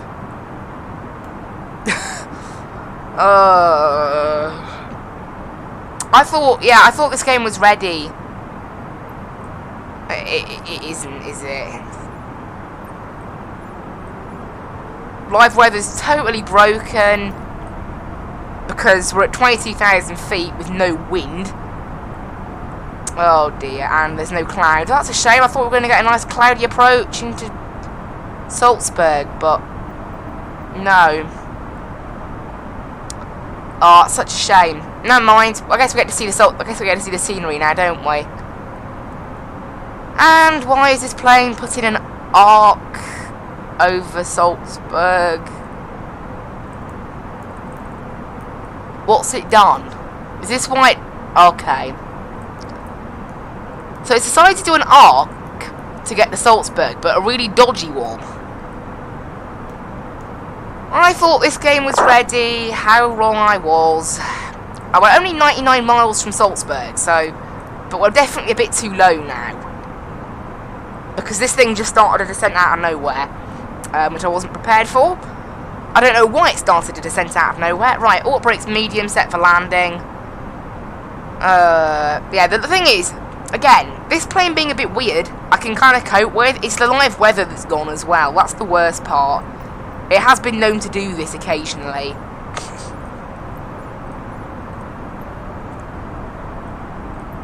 Right, set live time, live weather. No, I can't reset it. I can't reset it. Unfortunately, it seems as if that is it.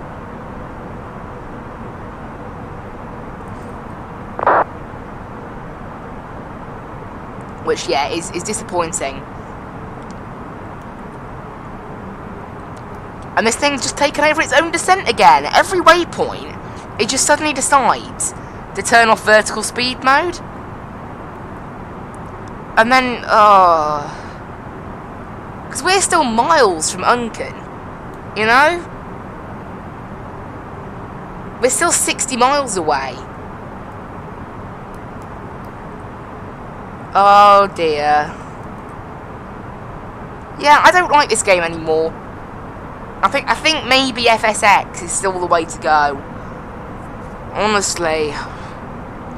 Until they get that live weather fixed in what, February? They're saying? How could it take them that long? That is 1, 2, it's 3 months. 3 months, they reckon. Yeah, thank you, Asobo. Well, if this is happening every time, you have to have live weather. You know what? I'm going to try something a bit cheeky. I wonder whether... Not cheeky, I wonder whether this works. I'm going to start Active Sky. Because, even though it's for FSX, it seems to recognise this flight sim. So, because it says FSX connected. So, weather control...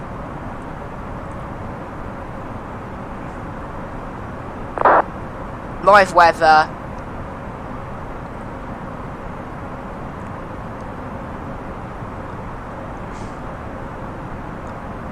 Oh, that's why. Apparently it can't function properly. So yeah, it's not working with the correct thing. It can't find FSX because obviously FSX isn't running, but it can detect it, so it's freaking it out. So yeah, that doesn't work.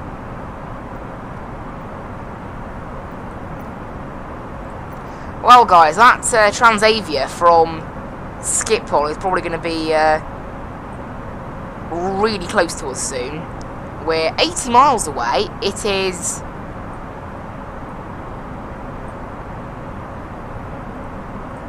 It is 140 miles away. Well, that's okay. Wow. So now we're doing a very slow descent rate. There's no speed restrictions, luckily. I'm just disappointed. Innsbruck traffic, Tomjet 4675 taxiing to holding point Alpha for runway 08. Innsbruck traffic. Right, minimum altitude along this part of the route is... Why is this going into open descent mode?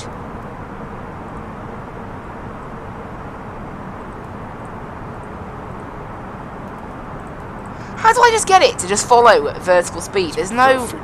Tiger 5819 lining up runway 26 for takeoff.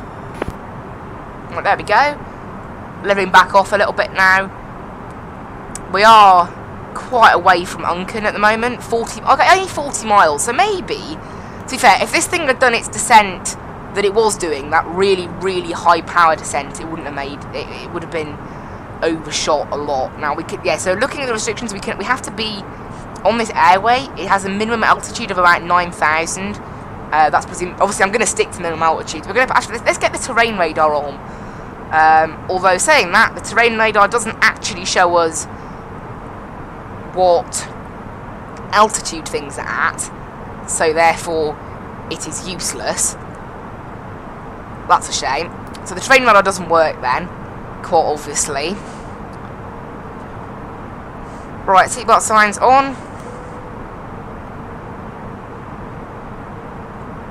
But in the end, I think we've actually done this descent alright, despite this plane's things. Yeah, I don't know what's going on with the live weather, although we have got clouds, weirdly, appearing over there, so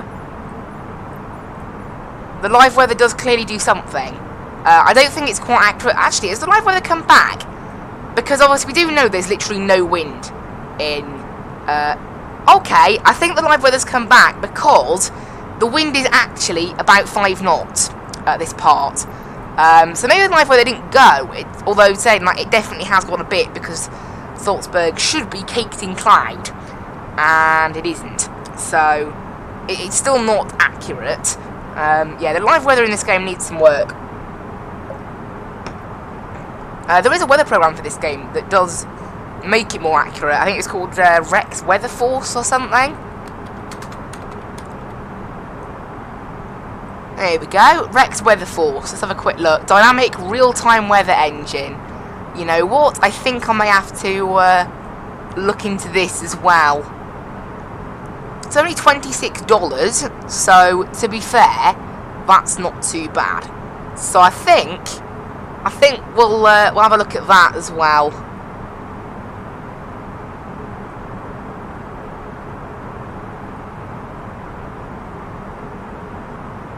So I bookmarked that as well, so I think we'll have a look at that. Right, passing 10,000, line lights on. Because it's quite clear this live weather doesn't work. Right, we're going to hit 9,000. Oh no, I forgot this thing doesn't slow down until after it passes 10,000. Why are we still in Mac mode? Why were we still in Mac mode, guys?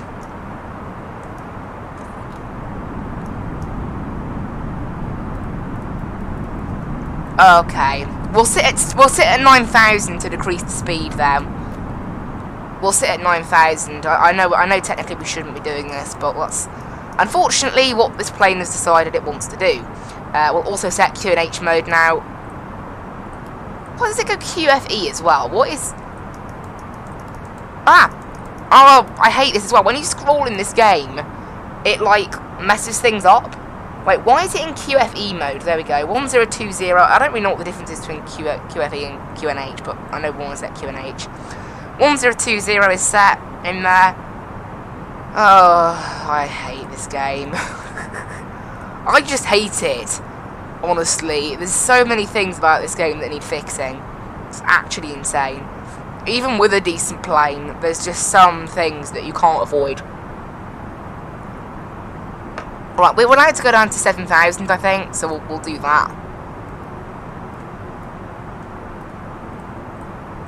But I want to use vertical speed, there we go. Just to a nice 1,000 feet per minute, you know?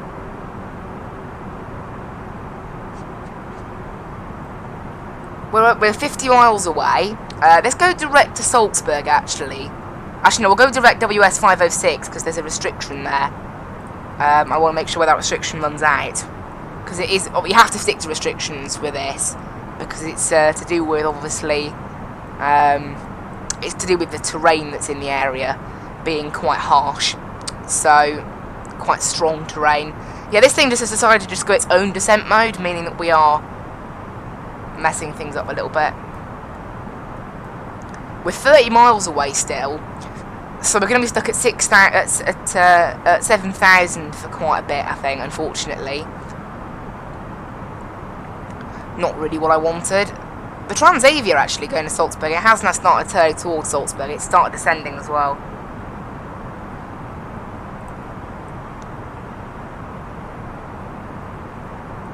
I don't know whether that's an arc or something that it's got programmed in. Why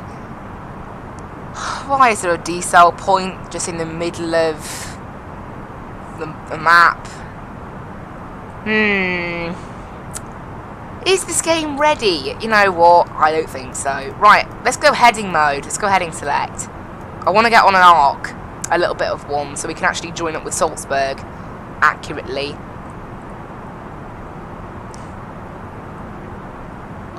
Right, there's 7,000 feet. Let's drop the speed to about 230 knots now. So we're doing that. On the ground spoilers, let's just check our landing speed now.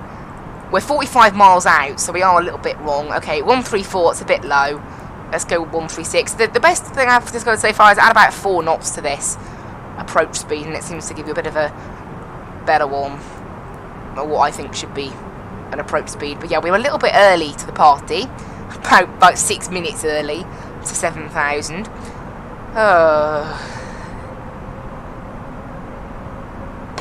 But yeah, this game still ain't there. I didn't even want to descend at that point. The plane just literally started descending. I'm pretty sure I didn't click anything. I watched it back on my phone, so I didn't click anything. So, yep. Maybe it's a dodgy version of the A20N Neo development version that I installed. To be fair, that's what you get with the development version.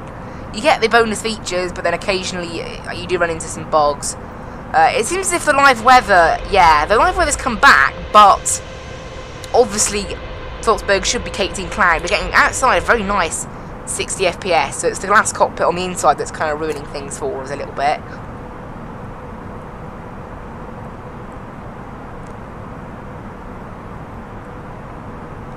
Salzburg traffic, Skyways 462 at flight level 7, actually at 7,000 feet, heading 25 miles out from Sierra Bravo Golf VOR, then ILS 15, Skyways 462, Salzburg traffic.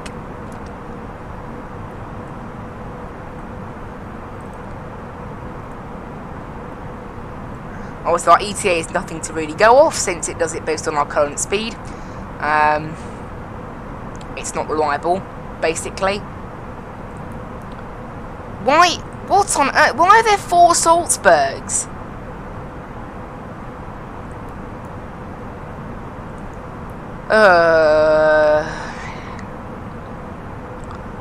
Gotta say, this game gets quite annoying after a while. It really does. Right, there's no terrain in the way, so we should be allowed down to 4,000.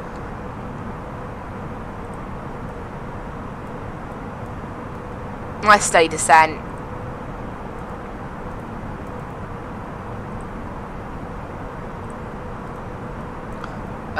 Okay, for some reason this thing is choosing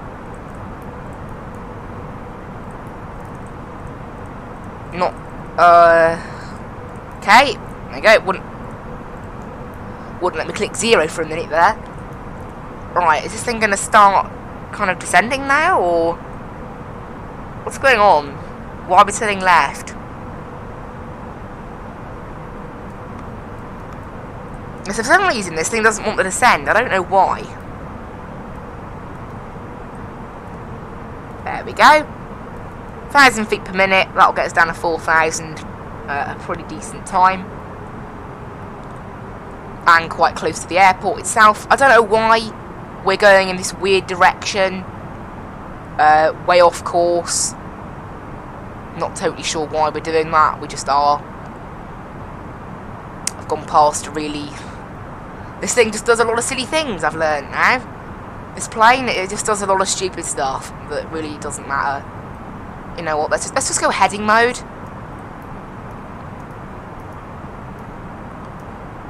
We'll try and get ourselves like lined up with the ILS in a kind of quite nice way. We'll go 60 on the heading for now. 15 miles from Salzburg VOR. Okay, we're going into land then. In the end, despite all this chaos, we've still managed to have a fairly alright approach. And we'll see what happens now. Again, this is the first time I'm landing with a yoke. With this flight model. Really, actually no, I have done one flight, but it's been ages. Actually no, it was last week, but basically, recent experience has been on a joystick, and it does feel better on a joystick, this plane. Right, now I think we can set a pretty decent course of about 80 and then kind of intercept the ILS in quite a nice way without a sort of sharp turn.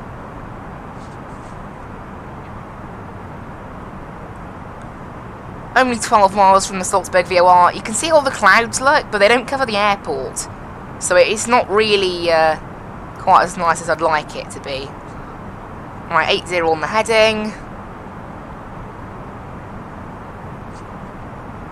Making sure we can just sort of turn into the airport quite nicely. Down to 220 knots. You know what, 210, because that allows us to put some flaps out as well. Down to 4,000 as well. We're a little bit early to 4,000, so we'll pop it back a little bit. That'll allow us to descend. Salzburg traffic, Skyways 462, 10 miles from the Salzburg VOR for ILS runway 15.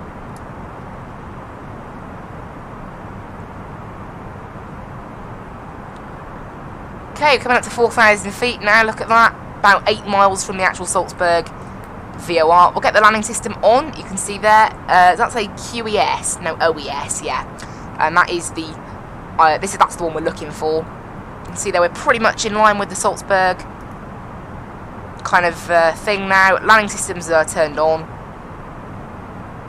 Really, I would like to be at a bit of a better angle for intercepting this ILS, however, that's, you know, that's kind of best we can do. It starts at 4,000 this bit. Go around altitude is 6,000.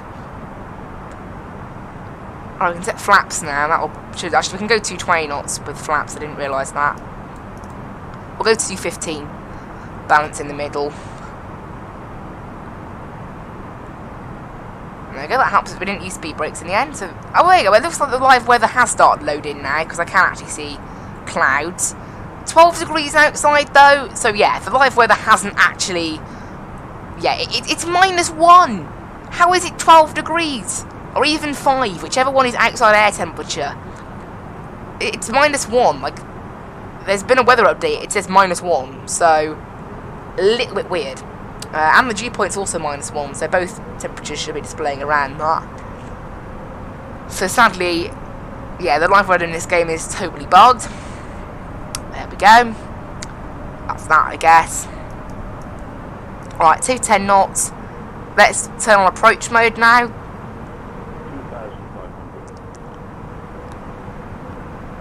Because this thing should begin to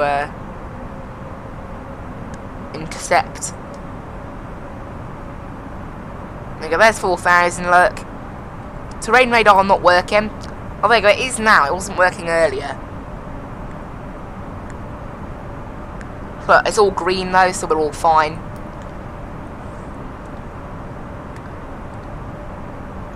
Salzburg traffic, Skyways 462, established ILS runway 15. There you go, just turning on to the localizer now, which means we are actually established. At FI 15, the glide slope's at 3,000, so I think also we're probably going to overshoot this a little bit. But we've got the localizers, as long as we can follow the localizer. You can see that this thing can't turn quick enough to keep up with the localizer, unfortunately, which is a little bit unfortunate. We're waiting for the glide slope to come down. We've overshot the localizer a little bit, because for some reason, yeah, this thing can't bank quite as much as the real-life A320 can, meaning that you do often overshoot things. I don't know why it does it. Right, 13 miles out, we'll go 180 knots now. Unfortunately, we have totally overshot the localizer. We were on a little bit of a tight angle for it, but you know, we're catching up with the glide slope here, so it's okay. Flaps 2, set.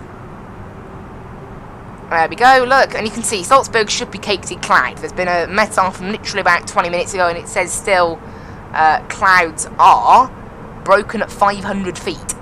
So really, we should be getting thick cloud. What is this? This plane's taking another crazy kind of thing. Okay, we're alright, we're alright. We're 8 DME out from the airport now, and we've got the glide slope. That's good. And then at 5 DME, we'll go 160 now, and then we'll drop speed even further once we're past 5 DME. Looking good.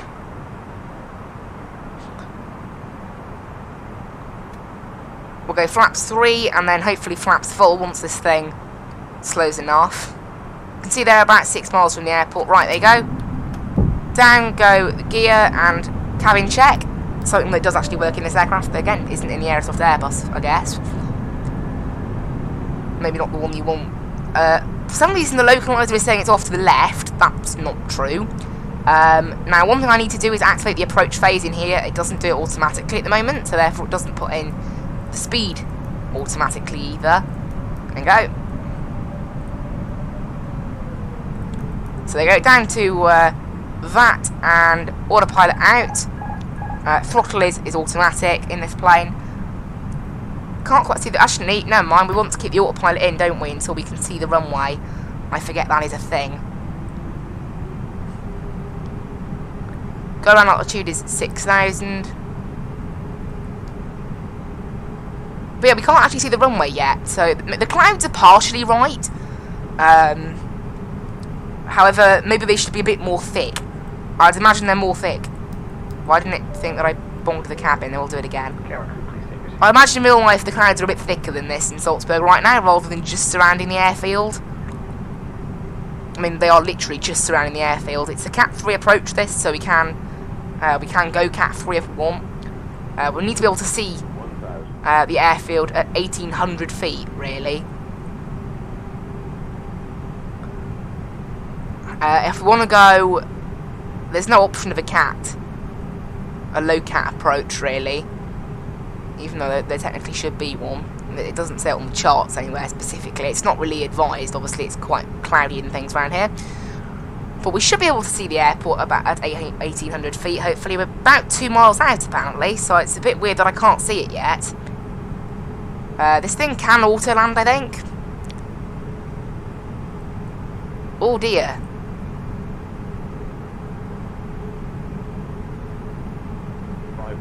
Right, we're not at minimums yet. 100 above. Minimum's 1,800 on here. There's the airport. Minimum. Continue. That was close. That was close to having to go around due to not... This is what I mean, though. There's a massive patch of cloud, and then it's miraculously just no cloud around the airfield. Like, am I supposed to believe that is what it's like there right now? Because I don't. 50, 40, Idle it. 30. Why are there so many vehicles and things on the... I don't know what that is on the runway, actually. This is what I mean. Bit of a bounce, because the physics on landing are shocking in this plane. Reverse is out. Yeah, the physics on the landing with this plane are really bad. I don't know what these things are, these weird misshapen things. This could be to do with the scenery I've installed, maybe. Not maybe getting on with the new update. Right, disarm. Oh, so manual braking. All brakes off.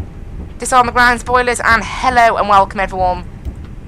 I'm not sure how smooth that landing was, thanks to this plane's landing physics not being maybe that good.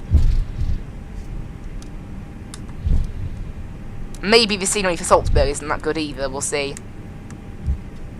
Right, stop the clock, there we go. Salzburg traffic, Skyways 462, vacated 15.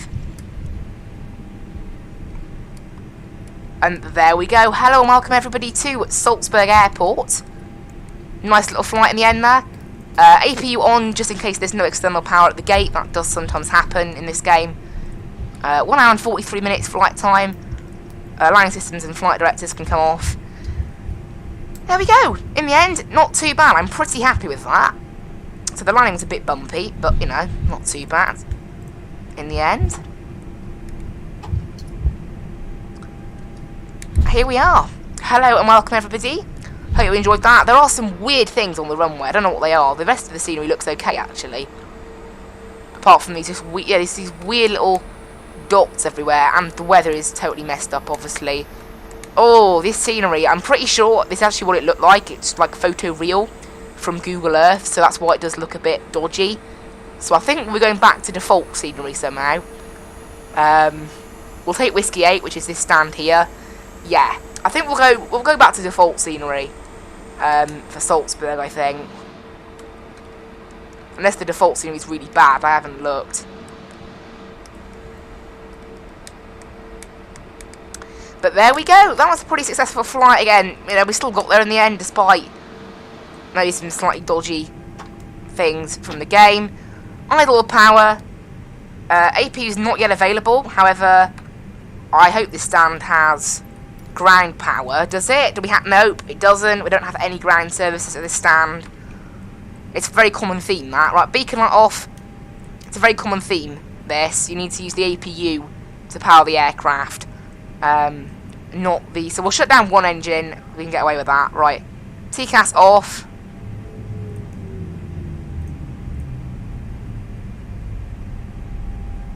APU's not quite available, so we can't shut down the other engine just yet. There you go, APU available.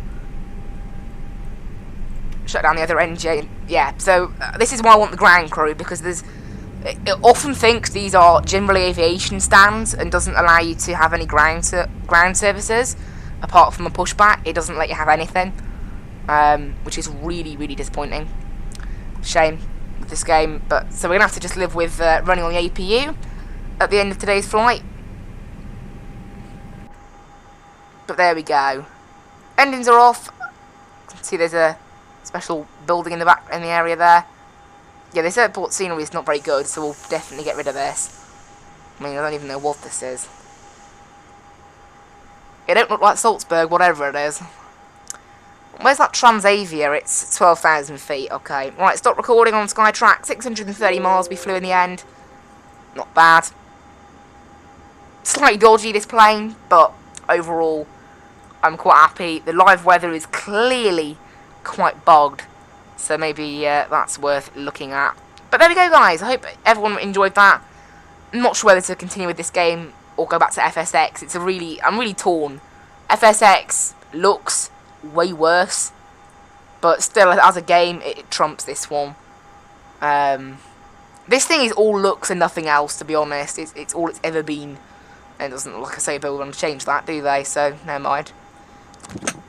Anyway, guys, I hope you really enjoyed that one, and I hope to see you in the next one. I'll leave you with the end screen and the background music.